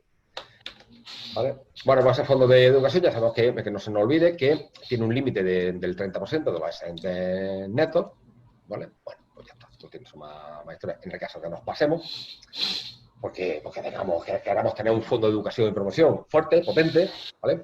Siempre tiene que llevar la misma filosofía, el fondo tiene que tener, aunque nos pasemos, siempre tiene que llevar la misma filosofía contable, no me puede afectar a la base imponible y en consecuencia es posible yo tenga un fondo potente. ¿Por qué? Porque me gusta el cancaneo y yo tenga posibilidad de estar por ahí pegando bandazos, ¿vale? Bien, cuando llegas al límite, pues sencillamente te tendrás que ajustar y te dejas realizar tu ajuste negativo y ya está, y hemos terminado, no tiene más historia. Bueno, ahí tenéis un poco lo que es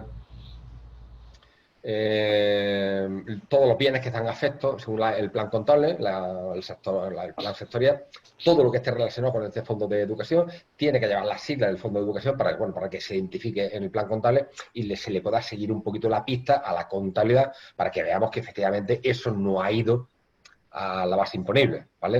Entonces, pues, bueno, yo creo que supongo que eso lo hará todo el mundo. Y dos detallitos. Ya sabemos que la aplicación indebida tanto del el Fondo de Reserva de Educación como de reserva obligatoria, bueno, pues puede determinar que la cooperativa pierda el carácter de protegida o especialmente protegida, ¿vale? Pero además, si tú aplicas la cuantía del fondo a un destino que no es el propio del fondo o no es el propio acordado por la Junta General, pues esto automáticamente se convierte en ingreso. ¿Vale? Tú, por ejemplo, tú te lo gastas en lo que te dé la gana. Es decir, esto es moraleja. Tú el fondo te lo gastas en lo que te dé la gana, siempre que me lo pases a ingresos. Tú tributas y equipas y después gloria. Es decir, sencillamente eso se convierte en las famosas donaciones o liberalidades que con arreglo al artículo 15 de la Ley General del Impuesto de Sociedades no son deducibles. Por lo tanto, la ley, no me digáis que no es abierta. Usted puede hacer lo que le salga de la misma santa nariz, que yo haré también lo que estime oportuno, ¿vale? Pues ya está. Bueno, lo mismo, la misma filosofía, pero en el resultado extracooperativo, ¿vale? No tiene más historia. Aquí sencillamente recordad que ya no, el concepto de incremento de patrimonio ya no hay. Eso, bueno, era una rémora que teníamos antes, que bueno, ya no. Ya la ley del impuesto, pues bueno, sencillamente se basa en lo que es el resultado contable y la ganancia o pérdida de patrimonio, pues en realidad es todo renta, o positiva o negativa. Todo va al grupo 6 y equipa y después gloria. Ya sabéis que no hay ningún tipo de coeficiente actualizador, no hay nada. Aquí es a sangre todo lo que sea ganancia de patrimonio, ¿vale? No hay ningún tipo de beneficio fiscal. Y, bueno, todo lo que sea salida de bienes de la cooperativa, en el caso que no sean ventas puras y duras, no estaríamos hablando de transmisión, sino que tendríamos que aplicar las reglas generales del 17 y del 20 que nos estuvimos comentando. Puede originar un incremento de patrimonio y, en consecuencia, bueno, pues ¿vale? Hay que tener cuidadito con ese tipo de operaciones. Fundamentalmente, bueno, las operaciones que no se realizan a mercado, ¿vale? Esas operaciones que se realizan a mercado pueden costar un disgusto, ¿vale? Porque el artículo 57 es muy laxo de la Ley General Tributaria y permite a la Ley General Tributaria, o sea, a la Hacienda Pública, aplicar valores muy altos, ¿vale? Yo ahí, la verdad que, en fin, se hacen algunas barbaridades, pero bueno. Y bueno, en las cooperativas agrarias, todo lo que sea distribuir gasóleo a personas que no son cooperativas, que también es una cosa relativamente común, se le permite hasta un 50%, pues tendría el carácter de resultado, o sea, de ingresos cooperativos, extra cooperativos. Los ingresos extracooperativos pues son los mismos, pero ya está, pero le damos la vuelta, donde hemos dicho antes cooperativos, pues ahora son extracooperativos, no tiene más historia, y los gastos extracooperativos, pues ya está, exactamente todo lo que esté relacionado y evidentemente la parte de los gastos generales de manera imputada de manera, en fin, con un cierto conocimiento y con una cierta mesura. Y ya está, no tiene esto más historia. Los incrementos de disminución de patrimonio ya los conocemos, los determina la contabilidad. Normalmente no hay ningún tipo de ajuste, a menos que ya te digo que incurramos en cualquiera de las operaciones del artículo 17 de la ley del impuesto. Si no, no hay ningún tipo de ajuste. Evidentemente, siempre, siempre, siempre, le vendas a quien le venda o hagas lo que hagas, ¿vale? Siempre la Hacienda Pública tiene la posibilidad de ir a valor de mercado, ¿vale? Porque el artículo 57 no hace falta que haya una operación vinculada. Siempre que haya una transmisión, la Hacienda Pública tiene la posibilidad de ir a valor de mercado. Y hemos terminado, ¿vale? Entre otras cosas, porque ya sabemos lo que se hace en las escrituras y ya sabemos lo que se hace en un montón de cosas. Entonces, siempre que hay una operación, me da igual que sea valor de mercado o no, ¿vale? Siempre existe la posibilidad de que la Hacienda Pública te aplique el valor que nos dice el arquitecto de turno de aquí de la agencia tributaria, ¿vale? Tú te vayas a la tasación pericial contradictoria y, bueno, y acabemos los tribunales diciendo el tribunal lo que estime oportuno. Pero eso es al margen de la cooperativa. Que no se nos olvide que eso va siempre por ahí. Bueno, pues dicho eso, ya nos encontramos con lo que es la... Y eso saco el esquemilla.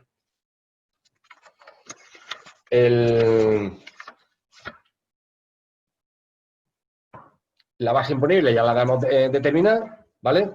Hemos determinado lo que es ingreso cooperativo e ingreso extracooperativo. A cada uno le aplicamos su tipo de gravamen.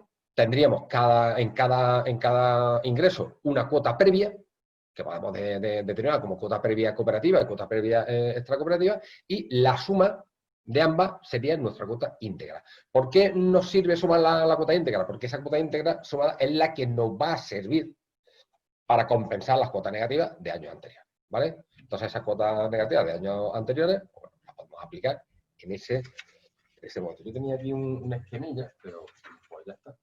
El rollo de la conectada, pues no sé dónde lo he puesto. Pero bueno, ya daré con él. Creo que sí. José María, Dime. nos preguntan por aquí también que si otro tipo de ventas a no socio, distintos de lo que es el petróleo, o sea, el carburante, Sí. también se consideran resultados, se pueden considerar como resultados cooperativos. Por ejemplo, los suministros agrícolas, que se le venden a no socios. En teoría, lo que te dice es que, salvo, y además, sí, creo que, ya no sé si lo hemos comentado, me cago en la... Creo que, pues, si no, aquí lo tengo recogido en el subvestillo. Salvo circunstancias muy excepcionales, ¿vale? Lo normal es que esos servicios que se recogen como es compra de insecticidas, compra de abonos, todas esas circunstancias, todo eso vaya a lo que es el socio. En el caso de que eso vaya a una persona que no sea el socio, tendría la consideración de ingreso extra cooperativo, ¿vale? Pero creo recordar que lo tenía, si no, si no, sé seguro que luego lo vamos a comentar en el supuesto que hagamos en el próximo día. Veremos cómo efectivamente hay determinadas limitaciones, ¿vale? En la ley antigua hablaba exclusivamente de remanentes, ¿vale? Pero hoy día ya no, eso se convierte en resultado extracooperativos y ya está, ¿vale? No tiene más historias, porque en realidad lo que pasa es que como se permite la venta a terceros hasta unos porcentajes, y bueno, pues en cualquier caso es complicado determinar lo que vendes, a fin, es que es complicado llevar ese control, ¿no? Pero el problema es que en la compra también es, bueno, a ver, estamos hablando de que estamos comprando a terceros, estamos hablando de insecticidas y toda esa historia a lo que yo me refiero. No sé si en este caso estamos hablando de ventas a terceros. Sí, pero ¿de dónde viene la compra? ¿De dónde viene el producto? Porque si el producto viene del socio, directamente es cooperativo. No, en el caso de suministro, pues son empresas de suministro. Claro, con esa historia, que como eso viene de un no socio, ¿vale? Yo convierto en algo cooperativo si viene del socio, aunque lo venda a un tercero. Pero si lo que viene es de un tercero y lo vendo a un tercero, ahí chirría la cosa. ¿Vale? No tener la consideración de cooperativo. También existe la figura de socio colaborador. Sí. Que en muchos casos pues, lo que se utiliza es esa figura para lo que son ventas a no socios, pero que no son socios, pero son socios colaboradores. Se le da de alta como socio colaborador y siempre que los estatutos permitan esa figura y esa posibilidad, pues también se incluyen como ventas a socios colaboradores. Sí, bueno, sí puede ser, claro, socio colaborador sí. Pero claro, sí que estoy intentando dar con, porque sé que lo tengo esto recogido perfectamente, pero ya creo que es en el supuestillo, ¿vale? Pero o sea, por lo tanto lo comentaremos seguro, pero el socio colaborador es distinto, ¿vale? Todo lo que sea socio, pero yo la idea por lo menos de lo que las reglas generales, la única excepción es si yo compro a un socio, lo que vendo todo es cooperativo, ¿vale? Si yo compro a alguien que no es socio, lo que vendo es extracooperativo, incluido todo lo que sea aceituna. Tal cual, si yo a algún socio le vendo. Y ahora, imagínate ya lo que es al margen, determinados productos que ni siquiera tienen que ver directamente con lo que es la cooperativa, sino simplemente que se adquiere para prestar un mayor servicio, porque así lo recoge los estatutos de la cooperativa, un mayor servicio al socio. Entonces, ahí, ¿qué pasa? Que, hombre, yo lo estoy comprando de un tercero. Si lo compro a un tercero y lo vendo a un tercero, ya me salgo incluso de la labor social de la cooperativa. Porque si yo compro a un tercero y le vendo a mi socio, estoy dentro de la labor social de la cooperativa, dentro de mi estatuto. En consecuencia, es lógico que sea cooperativo. En Pero caso, claro, José María, de que si se compra a un socio y se sí, vende a un tercero, sí sería cooperativo. ahí sí, ahí sí. Ahí sí, porque hasta tributo ya hace tiempo que lo reconoció. Forma parte de esa labor, porque normalmente una cooperativa agroalimentaria, ¿a qué se dedica? ¿De dónde saca el dinero? De vender a un tercero. Sí, Y, normalmente vende a tercero. y cuanto más mejor. Una cooperativa de vivienda, por ejemplo, justo al contrario. Una cooperativa de vivienda no, lo que hace es adquirir todo de terceros, y la operación principal suya es vender la vivienda a sus socios, que iría a coste. Entonces, esa es la única actividad cooperativa, no puede haber otra. Todo lo que sea vender parcelas, todo lo que sobra, todo lo que, en fin, el incremento que haya, todo eso ya iría, sirva para financiar tu obra o no, formaría parte de los ingresos extracooperativos. Pero aquí la regla, yo por lo menos la que tengo en la cabeza, salvo raras excepciones, es esa. Todo lo que yo compro al socio, ingreso cooperativo, ¿vale? Porque forma parte de lo que es mi actividad cooperativizada, la actividad mutual que se le llama. Y ahora, si yo compro a un tercero, vamos a ver si los estatutos está incluido esa prestación de servicio. Si está dentro de esa prestación de servicio, cumple una labor social que está recogida en los estatutos y, en consecuencia, ingreso cooperativo. Pero ahí ya, si me mezcla tercero y tercero, es una actividad empresarial pura y dura, y ya no iríamos a lo que es el resultado extracooperativo. De todas maneras, lo volveremos a comentar, ¿vale? Bueno, de todas formas, yo creo que queda un poco la duda si lo que es dentro de los límites que se establecen para ventas a terceros y siempre que lo permitan los estatutos, esa venta a terceros, que puede ser normalmente una cantidad pequeña, Sí. si se podría considerar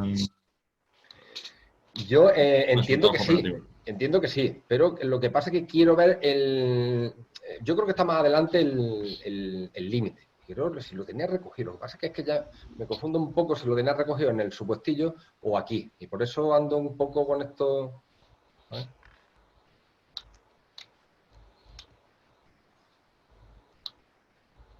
Pero bueno, de todas maneras lo comentaremos, saldremos de la duda cuando veamos la. Bueno, de todas formas están haciendo algunas preguntas que si quieres, José María, te las voy, porque alguna persona no tiene micrófono y no la... Sí. vamos, de todas formas os recuerdo a todos que en cualquier momento podéis activar el micrófono e intervenir, que sería lo suyo, y hacer las preguntas que consideréis oportunas. ¿Vale? Pero en cualquier caso, si la hacéis vía chat, pues si queréis os la puedo ir transmitiendo. Entonces, aquí hay otra persona que dice que las ventas de unas máquinas expendedoras situadas en la cooperativa y de la que no podemos desglosar qué ventas son a un socio y a unos socios, cómo se puede considerar, Pero, cómo hay que considerarla para no tener problemas con Hacienda. O sea, pero me está contando ventas expendedoras, o sea, máquinas. una máquina expendedora que tenga y está allí a la venta para todo el mundo y se supone que es para socio, pero si ahí entra una persona que no es socio, es incontrolable, ¿no? Ay, la madre que me parió, bendito sea. Eso de rizar el rizo. No, yo ahí no me calentaría la cabeza. Eso es una labor social y eso, pues ya está, pues eso es un ingreso Eso está claro. Eso no cooperativo. habrá problema. Entiendo Otra que sí. cuestión. ¿Hay un límite en el volumen de compra o venta a socios colaboradores en relación con el volumen total de la cooperativa? No, yo no conozco el límite general. Hay un Yo límite voy a- para no perder la condición de protegida, pero Efectivamente, pero ya está. Es que voy a mirar dónde tenía yo. El límite lo tengo, pero bueno, luego el límite es para perder la condición de cooperativa. Pero es que una cosa, vamos a ver, una cosa es que nosotros tengamos la consideración de ingresos cooperativos y extracooperativos, y otra cosa es que nos permita, para no perder la condición, ¿vale? Que eso es lo que yo quiero que veamos luego en el subvencio, la condición de cooperativa especialmente protegida o protegida. Es que una cosa es vender a terceros, que me lo permita, y otra cosa es la calificación de ese ingreso. de todas formas él plantea la venta a socios colaboradores. Sí. Pero la venta, pero de productos de la cooperativa. Sí, de compra o de venta. Venta se supone que es cuando vendes el suministro o admites o compra cuando compras el producto que el socio aporta. Todo lo que sea vender, todo lo que sea a la cooperativa agroalimentaria, vender a terceros. Productos que tienen origen de socios, ingreso cooperativo. ¿Vale? De todas maneras, como estoy viendo que parece ser que esto está creando una cierta, en fin, discusión, lo que es cooperativo o no cooperativo, pero creo que confundimos un poco lo que es los límites de la cooperativa protegida o sí, y lo que es la consideración, lo que es la calificación del ingreso. ¿Vale? Porque yo puedo realizar un montón de operaciones con terceros, ¿vale? Pero eso se va a calificar como resultado extracooperativo. Que eso es lo que me decía. Oye, es que a mí la ley me permite realizar operaciones hasta un 50% con terceros, sí. Sin perder la condición de cooperativa especialmente protegida, estupendo. Pero el problema ahora es que el siguiente paso es calificar ese ingreso. Claro. ¿Vale? De todas formas está el tema intermedio del socio colaborador. Si Vale, hay el socio colaborador. un límite a la Vale. venta de socios O el colaboradores socio. o ahí no, o todo se Vale. considera como cooperativo porque es como un socio como si fuese un socio de pleno derecho. Vale, como la verdad que no me he planteado lo del socio colaborador, es otra de las cosillas que la dejamos ahí y lo vemos el próximo día sin ningún tipo de problema y ya lo vemos seguro. Pero a mí lo que me pide el cuerpo es seguir la regla general, ¿vale? Por tanto, yo tengo un socio colaborador y en consecuencia me iré al origen del producto. Si el origen del producto es del socio, ¿vale? Evidentemente, yo estaría hablando de lo que son ingresos cooperativos, sin ningún tipo de... Entiendo que estamos hablando de siempre que el socio, claro, si son productos del socio, está claro que siempre se vende a un tercero. Pero estamos hablando de cuando un tercero compra, normalmente eso se produce o tanto en gasóleo como en el tema de suministro. Nada, ahí no iríamos a los estatutos. Ahí no iríamos a los estatutos. Si forma parte de tu labor social, ¿vale? Adquirir productos de terceros para prestar a socios, colaboradores o no colaboradores, estaríamos otra vez en ingreso cooperativo. Porque esas son las dos dinámicas. Yo veo una cooperativa con esas dos historias. Una que es mi objeto básico, que es vender a terceros, para básicamente financiarme. Pero luego hay unas actividades que están incluidas en los estatutos, que son las que me permiten dar una mejor actividad, o sea, un mejor servicio al socio. Que ahí ya empezamos con el gasóleo y toda la historia, incluso préstamos. Todo eso en el subvención yo creo que lo tengo recogido todo. Todas esas actividades que forman parte de la labor social. Es más, en el supuesto que lo recordás que Tributo llegó a la conclusión de decir, bueno, si usted considera que el darle un préstamo al socio forma parte de su labor social, nos encontraríamos que de ingreso extracooperativo nada, sería un ingreso cooperativo puro y duro. Entonces, esas son las dos dinámicas, por lo menos yo ahí es donde yo me he movido. Es que aquí la casuística es compleja. Aquí preguntan otra cuestión también, efectivamente, si tenemos ingresos extracooperativos derivados de la venta de un inmovilizado, sí, por ejemplo, una maquinaria agrícola, sí. para reinvertir en una nueva maquinaria, ¿estamos obligados a dotar al fondo de reserva obligatorio el 50% o estaríamos exentos? El fondo de reserva obligatorio, ahora la ley de sociedades cooperativas te dice que puedes destinar del resultado extracooperativo, este que surge nuevamente por la ganancia de patrones, llamarlo ya, el artículo 68, ¿vale? Que es el que nosotros hemos recogido, pues el 68.2, apartado B, prevé ya esa posibilidad. Y me surgió esa duda a mí también, porque, claro, yo voy a lo que es la ley 20, que esa es la que, evidentemente, para mí es la que prima.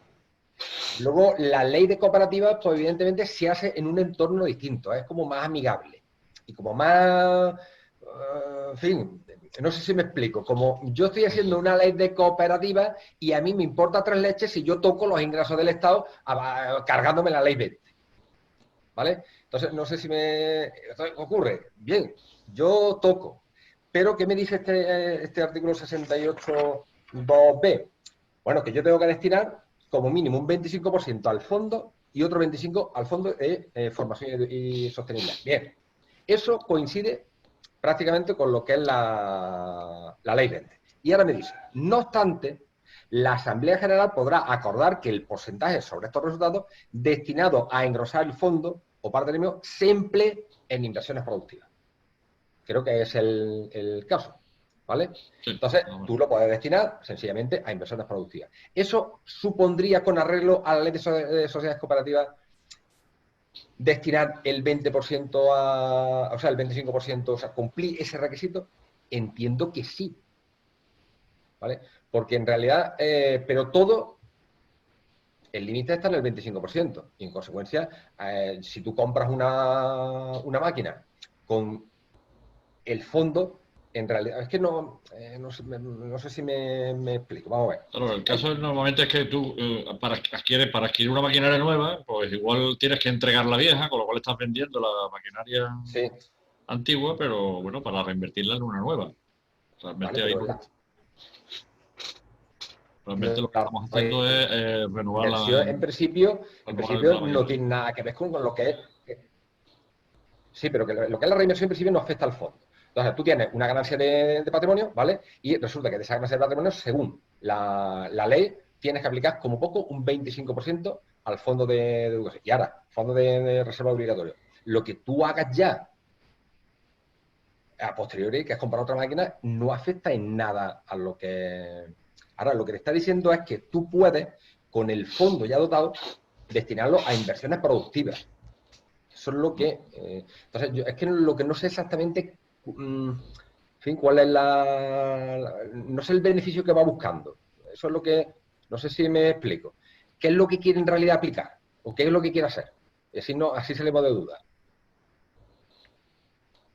A ver si te... De todas formas, Mari Carmen Jiménez, que es la que hace la pregunta, si quieres luego, pues la puedes plantear en cualquier momento, ¿vale? No sé si tienes el micrófono activo. Pero es que yo, situándome en cuál es el beneficio que quiere lograr, porque yo ahora mismo lo que tengo es que vendes una máquina, ¿vale? Tiene una ganancia de patrimonio, evidentemente una ganancia, un rendimiento extra cooperativo, y en consecuencia la ley te obliga a destinar un 25% al fondo de reserva obligatorio, ¿vale?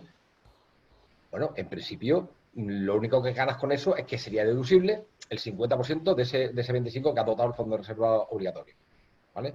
Ahora, la cooperativa lo que te dice, la ley de cooperativa, es que, no obstante, la Asamblea podrá acordar que el porcentaje sobre esos resultados, ¿vale?, destinado a engrosar el fondo, se emplee en inversiones productivas, cooperativas o integración entre empresas o en materia de integración, sin necesidad de llegar a integrar el citado fondo. Sí, que lo puedes comprar, pero lo que no sé es si lo que va buscando algún tipo de beneficio fiscal, fuera de lo que es el gasto deducible del 50%. Entonces me gustaría saber qué es lo que va buscando, ¿vale? Pero de otra manera, lo que sí me ha hecho gracia lo de las máquinas expendedoras. Yo creí que había vendido la máquina expendedora directamente. Madre de Dios. Los uso. ¿Vale? Bueno, si hacen la pregunta, si no, pues bueno, luego lo veremos.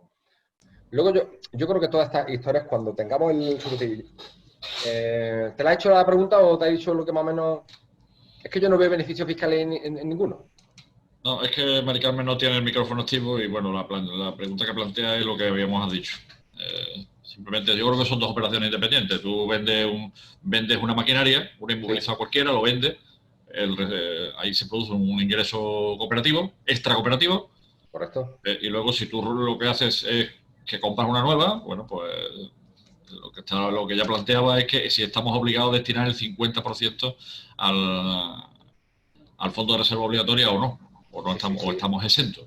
No, sí, claro que hay que destinarlo porque Son dos operaciones independientes. Precisamente esa es la historia, es que se toma como referencia exclusivamente esa ganancia y ese resultado extracooperativo.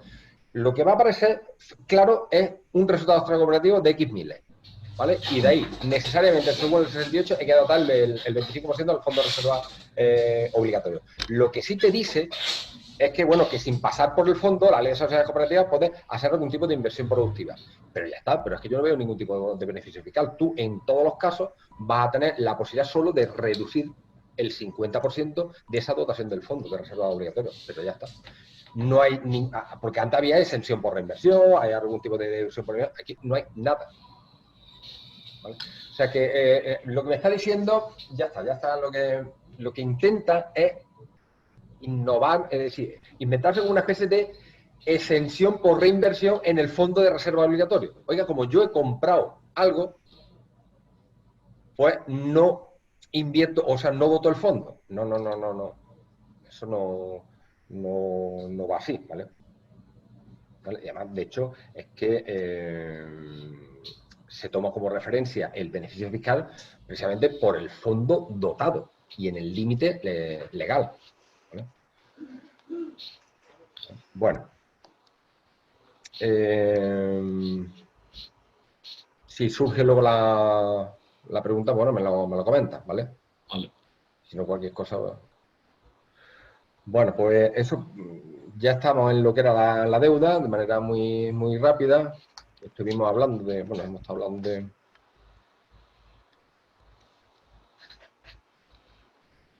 Bueno, la cuota íntegra, que surge de sumar las dos cuotas, ¿vale? Cada uno su tipo de gravamen correspondiente. El esquema básico de liquidación, que los tenéis más o menos por aquí, una cosa, bueno, sencillamente que nosotros hemos llegado a una cuota íntegra única, ¿vale? Porque esa es la que nos sirve para compensar las cuotas negativas y ya está. También tiene su límite del 70%, sin ningún tipo de problema, y ya está.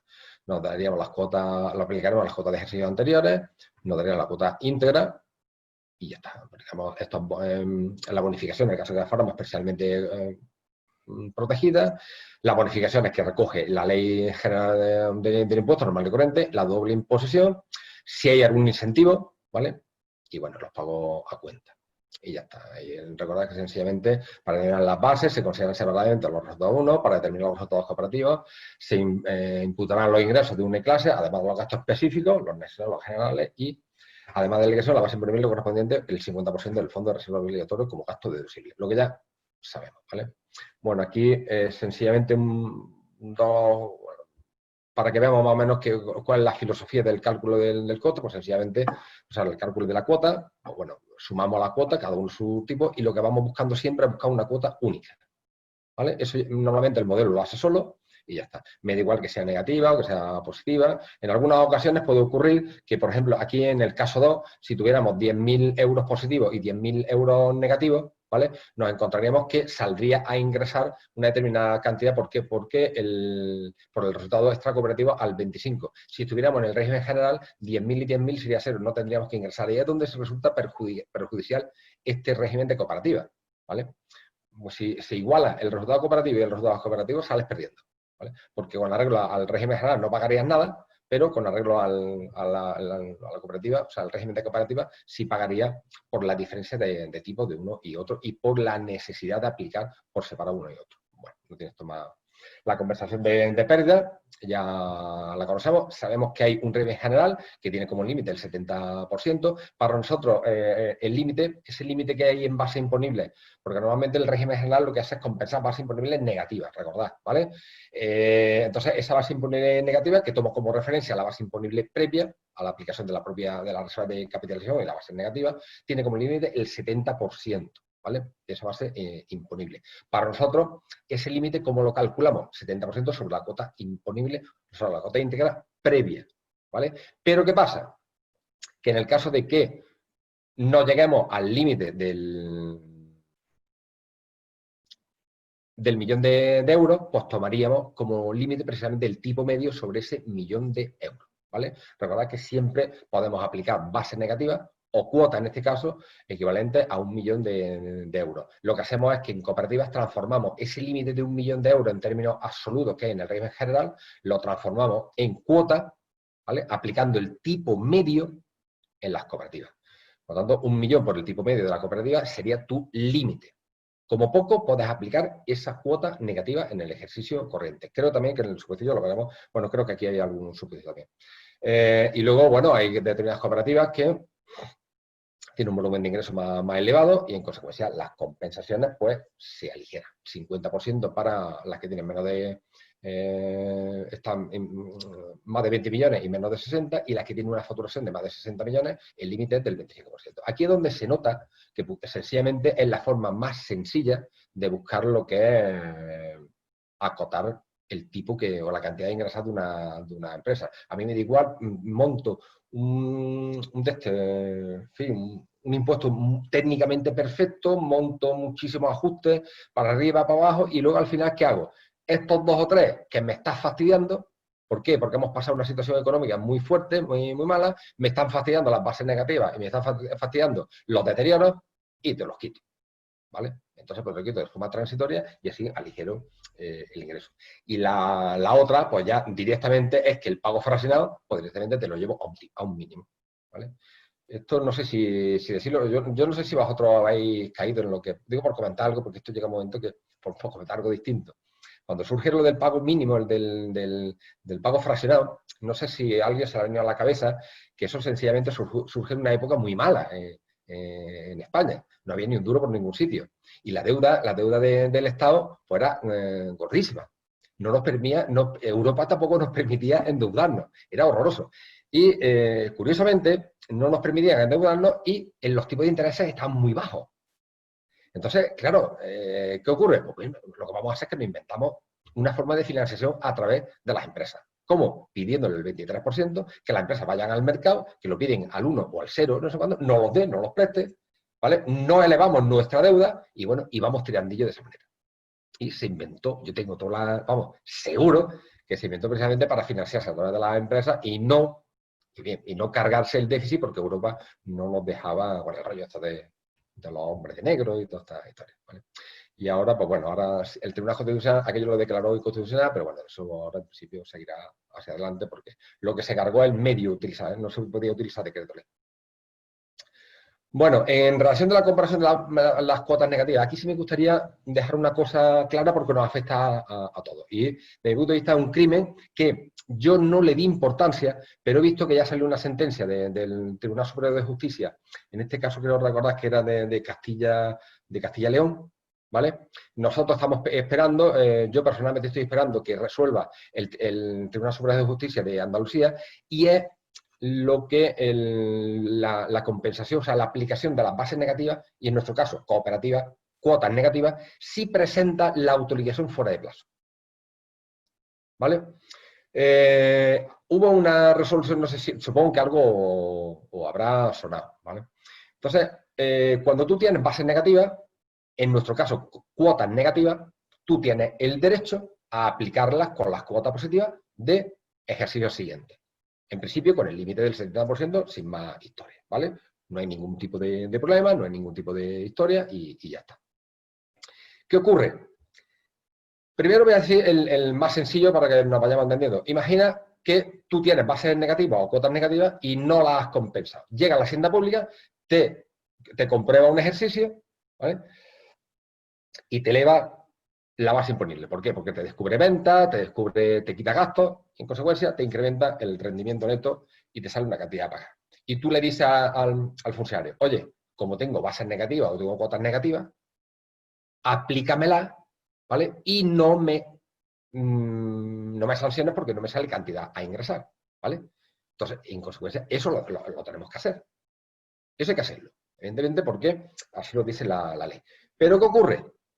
Que el tribunal llegó a la conclusión de que ocurre si tú habías aplicado previamente la totalidad de las cuotas que tenías negativas. Me explico. Si tú tenías 1.000 de base imponible, ¿vale? Declarar, y tenías 1.000 de base imponibles negativas o de cuotas negativas, y resulta que solo aplicas 500, es decir, tú has optado por aplicar solo el 50% de lo que tenías derecho. Bueno, pues si ahora la Hacienda Pública llega y te eleva la base imponible, solo puedes aplicar, por muchas bases negativas que tengas, solo puedes aplicar el 50%. Porque el tribunal entiende que tú tenías en la cabeza deseo de aplicar solo en todos los casos el 50%. Bueno, es meterse en la cabeza de una persona jurídica. Pero bueno, vale, el tribunal resolvió así. Pero donde se le folla la olla es si tú presentas, sí, totalmente. Bueno, pero el problema es que le ha dado la razón el Superior de Justicia de Burgos, que eso es lo que llama asusto. Pero bueno. En ese caso parece que a los que se nos va la olla a nosotros. Pero ahora imaginaros, ¿vale? Tú ahora que vamos a presentar, el que tenga que presentar el modelo 200, resulta que se le escapa un día el plazo. Y en vez del día 27 de julio, lo presenta el día 28. ¿Sabes lo que estoy diciendo?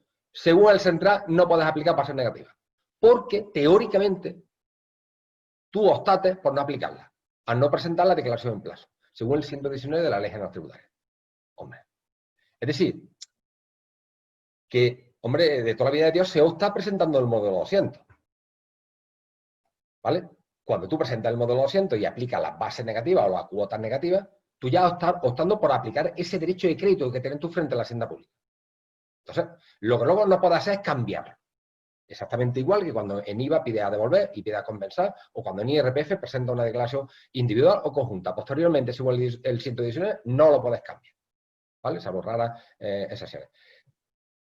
Pero, oiga, que yo presente una autoliquidación, la primera que presento, que la presente fuera de plazo y usted no me permite aplicar las cuotas negativas, pues, efectivamente, no se ha permitido aplicar las cuotas negativas. Pero no solo eso, sino que ahora ha dicho el Superior de Justicia de Burgos, por eso me lo quería comentar, que no se permite. Es un cambio de criterio y, en consecuencia, no se permite. Bueno, pues esto acabará en el Supremo y vamos a ver lo que dice. Y estamos esperando a ver lo que dice aquí el Superior de Justicia de Andalucía, ¿vale? Esperemos que tenga un poquito más.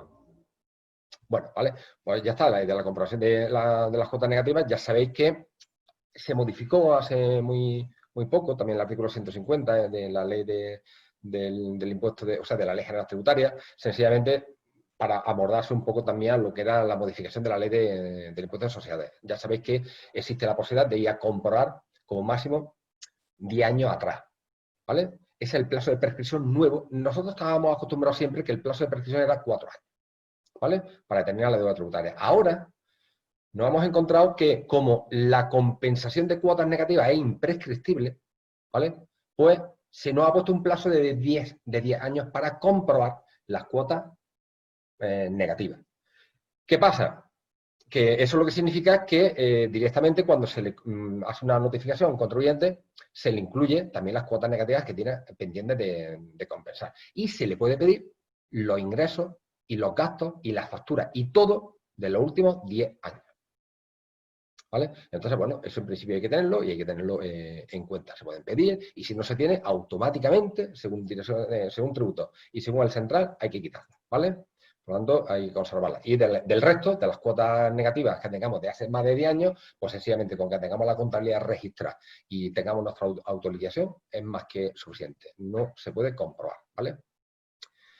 Bueno, pues eso es lo que... José María, perdona que te moleste, tengo una duda respecto a las bases imponibles negativas porque en la cooperativa con la que trabajo tenían un poco de lío cuando yo empecé a trabajar con ellos con este tema. Sí. Tienen bases imponibles negativas, pero no estaban bien aplicadas. Han hecho inspección de varios años, no se han aplicado y si me pusiera a calcular y a buscar, seguro que siguen bases imponibles negativas que no se han aplicado, o sea que no se han tenido en cuenta a la hora de hacer el modelo 200. Entonces, como llevan varios años sin aplicarse, me gustaría saber si existe la posibilidad en el futuro de aplicarla y si esto generaría algún problema con la agencia tributaria, teniendo en cuenta que tienen 10 años para comprobar, pero como habrá un periodo de tiempo en el que no se han aplicado, pues saber... Sí, te entiendo perfectamente. Vamos a ver.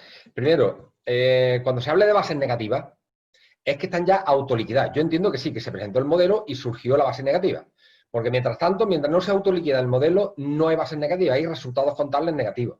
Entonces tú ya presentas el modelo, tienes una base negativa y eso lo puedes aplicar cuando te dé la real gana. Cuando te dé la real gana es imprescriptible, cuando te dé la real gana. Es más, si hay una comprobación, ¿vale? Y de hecho, os digo tal cual, sinceramente, cuando nosotros hacemos una comprobación y vemos que el contribuyente tiene bases negativas, nos alegramos. ¿Por qué? Porque llegamos antes a una paña.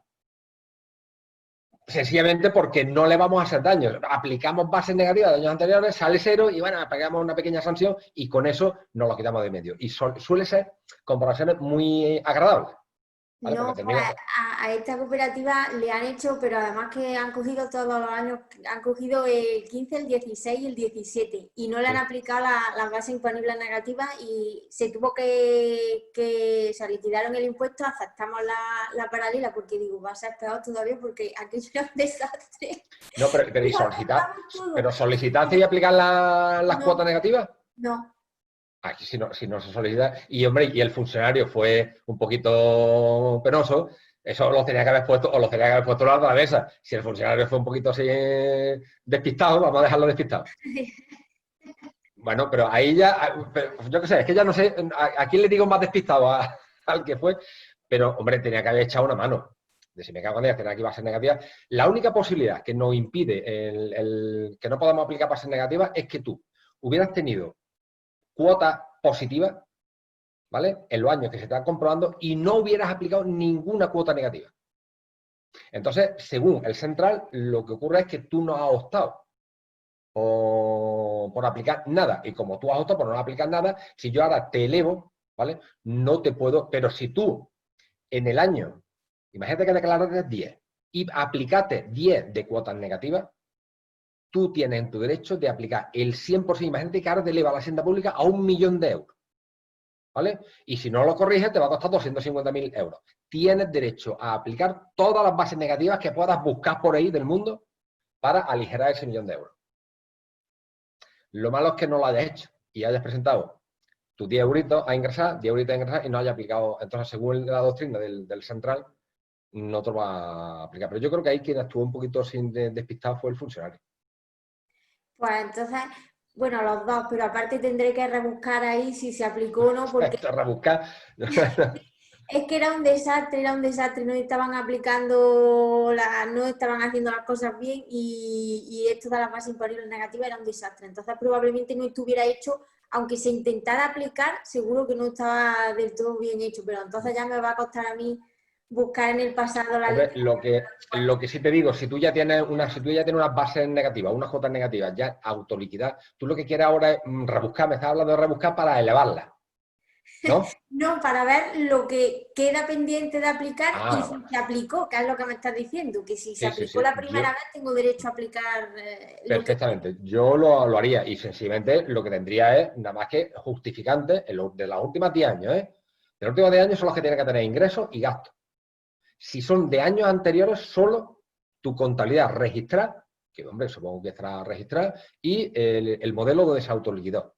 Que ni siquiera el modelo, porque con arreglo al artículo 90 y tanto de la Ley General Tributaria, si ya está en poder de la Administración, no hace falta ni siquiera abordarlo. Con que tú tengas la contabilidad registrada, se te admite.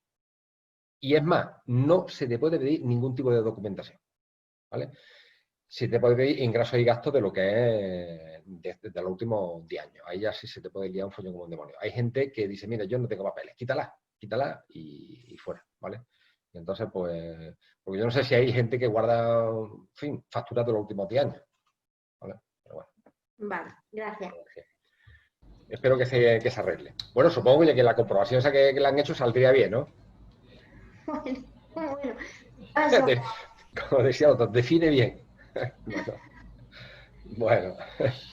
Vale, Fernando Ruiz también estaba planteando la compensación de si es solo un año. Si quieres, Fernando, concretar un poco. Dime, Fernando. Un segundo. Sí, José María, vamos a ver, lo que yo te quería decir, cuanto que hagamos la compensación un año de una base imponible negativa, pasamos la prescripción a 10 años, ¿no? ¿Cómo la prescripción de...? No. Pasamos revisables 10 años automáticamente, ¿no? En vez de 4. No, lo que es la posibilidad de comprobar, ¿vale? Contando desde la fecha en que finaliza el plazo de autoliquidación. Es decir, tú imagínate que tú tienes que contar los 10 años, ¿vale? Desde que finaliza el plazo, me estoy yendo, por ejemplo, al año 2000, 10 años atrás, estaríamos hablando del año 2010, ¿no? Sí, sí. Pues estaríamos hablando del primer año, sería el impuesto de sociedades del año 2009, que tenemos que computar desde el 25 de julio del 2010, ¿vale? Que es cuando finaliza el plazo, que en realidad es cuando tú autoliquidas y es cuando le declaras a la Hacienda Pública esa base negativa, ¿vale? A partir de ahí... Pero tendríamos inspeccionables o revisables los 10 ejercicios siguientes, ¿no? Correcto, correcto. ¿Y cuándo se hace esa comprobación? Pues lo normal es cuando las aplica. No se hacen planes especiales para comprobar bases negativas no aplicadas, ¿vale? Lo normal es que cuando se te haga una comunicación de inicio, pues se te mide el año, por ejemplo, 2018. ¿Por qué? Porque en el año 2018 has aplicado bases negativas del año 2015, por ejemplo, perdón, 2007 o 2006. Ahí es donde el actuario te puede decir, oiga, además de los ingresos y gastos del año 2018, que es el que te estoy comprando, vete buscando los ingresos y los gastos del año 2007, para acreditar que efectivamente la base negativa del año 2007, que no ha prescrito, es correcta. Yo lo que no te puedo es determinar la deuda del año 2007, porque me lo impide el artículo 66, pero sí que te quito la base negativa que has compensado. Y ahora tú dices, bueno, ¿y si la que tengo del año siguiente es correcta? Yo entiendo que debería de colar. Vale, la del 2007 la tengo mal, me cago en la mano que me has pillado ahí, igual, muy bien. Pero ¿y si ahora la del 2008? Bueno, yo no sé, eso ya ahí, yo qué sé, cualquier abrigo.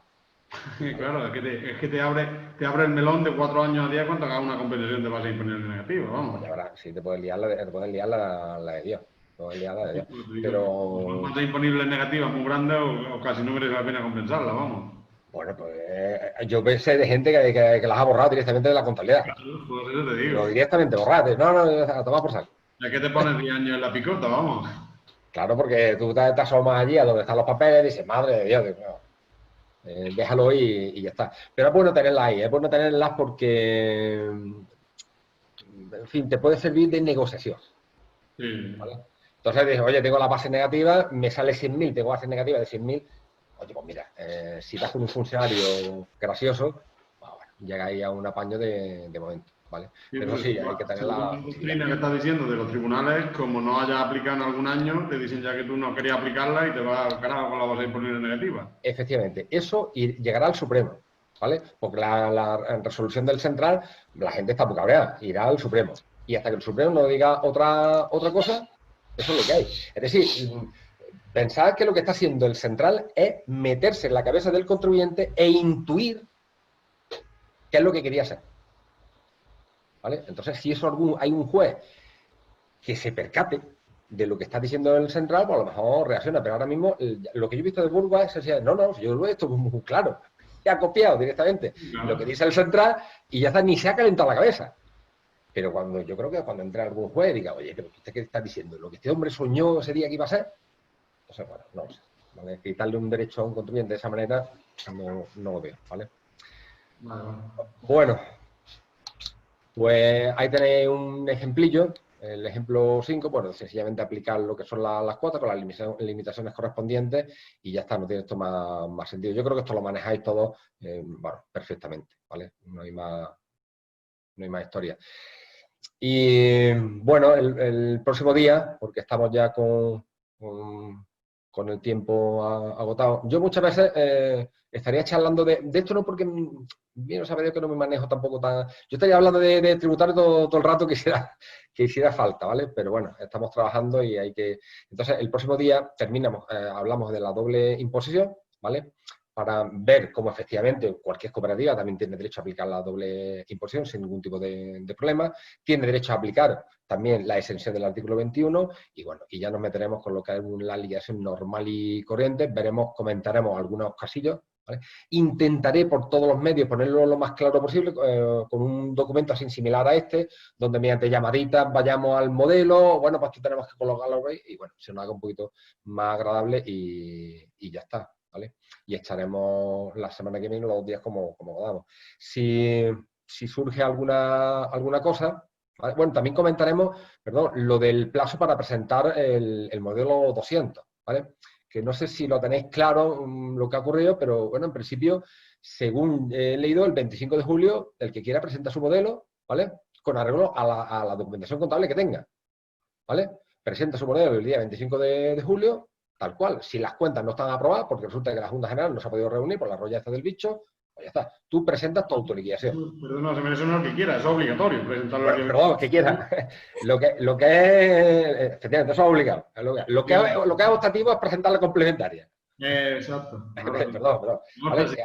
Ahí sí. Entonces, bueno, la complementaria la puedes presentar posteriormente si tú estimas que lo que si ha variado algo y ya está. Y si en el caso de que haya variado a favor, complementaria, y si ha variado en contra de la hacienda pública, sí que salga a devolver, tendrás que pedir la solicitud de rectificación. Aquí sí que es verdad que te dice el decreto este, no sé si es el 19, como los decretos, sí que te dice, oiga, y aquí en la solicitud de rectificación le voy a permitir, nos vamos a saltar el 119. Puede usted hasta cambiar de criterio. ¿Vale? Entonces, bueno, ahí lo han dejado para que, como diciendo, que en el resto de los casos el cambio de criterio no se admite. ¿Vale? Entonces, bueno, ahí sí lo admite y ya está, pero el plazo en teoría sería hasta el 25 y si no, pues hay gente que para presentar la complementaria creo que es hasta el 30 de noviembre. O hasta el 30 de noviembre presentas a complementaria. Yo creo que si la mayor parte de, por lo menos si se funciona como aquí, la Junta General no hace nada más que decir que sí, que esto está perfecto. Las cuentas que más o menos están labradas. Yo creo que eso es casi todos los sitios es así, ¿no? Pero en fin. Bueno, pues ya está. Que muy bien. Sí, yo creo que todo el mundo presentará el día 25, vamos, el 25, en este caso el 27, que es el lunes. Sí, yo creo que sí. Para evitar problemas y, bueno, para independientemente no creo de que sea. Complementaria muy poquita. Y es verdad que las asambleas de las cooperativas no se están produciendo, en la mayoría de los casos no se están produciendo, con lo cual realmente la aprobación de cuentas no se está haciendo. Sí, pero además las cooperativas casi todas no coincidimos el ejercicio con el año natural y también ya presentar en abril el impuesto solidario. Bueno, es verdad que muchas de las cooperativas vayan hasta el 30 de noviembre de septiembre. Sí, hay muchos que no tienen el ciclo económico de año natural. Bueno, muy bien, José María, pues el próximo seguimos. A ver si también, Salvador también estará uno de estos 2 días para concretar también un poco, ya todo lo que no es el tema fiscal puro y duro, sino también el tema cierre de ejercicio contable y tema de auditoría, desde el punto de vista de auditor. Yo quisiera eso, que nos echara alguna mano en ese caso, a la hora de, por lo menos, de la contabilización del impuesto de sociedades. ¿Vale? Explicar un poquito de lo que... Sí, él va a estar de los 2 días que quedan, uno de ellos estará él, todo el tiempo y repasaremos también ese tema. Así que bueno, gracias José María, gracias a todos y nos vemos el lunes. Nos vemos el lunes si Dios quiere. Haré lo que he hecho en las puñetitas esas para que se quede más o menos claro, ¿vale? Exactamente, a ver si repasamos un poquito el modelo también. Vale, gracias. Gracias a todos, adiós, hasta la próxima. Que paséis buena mañana.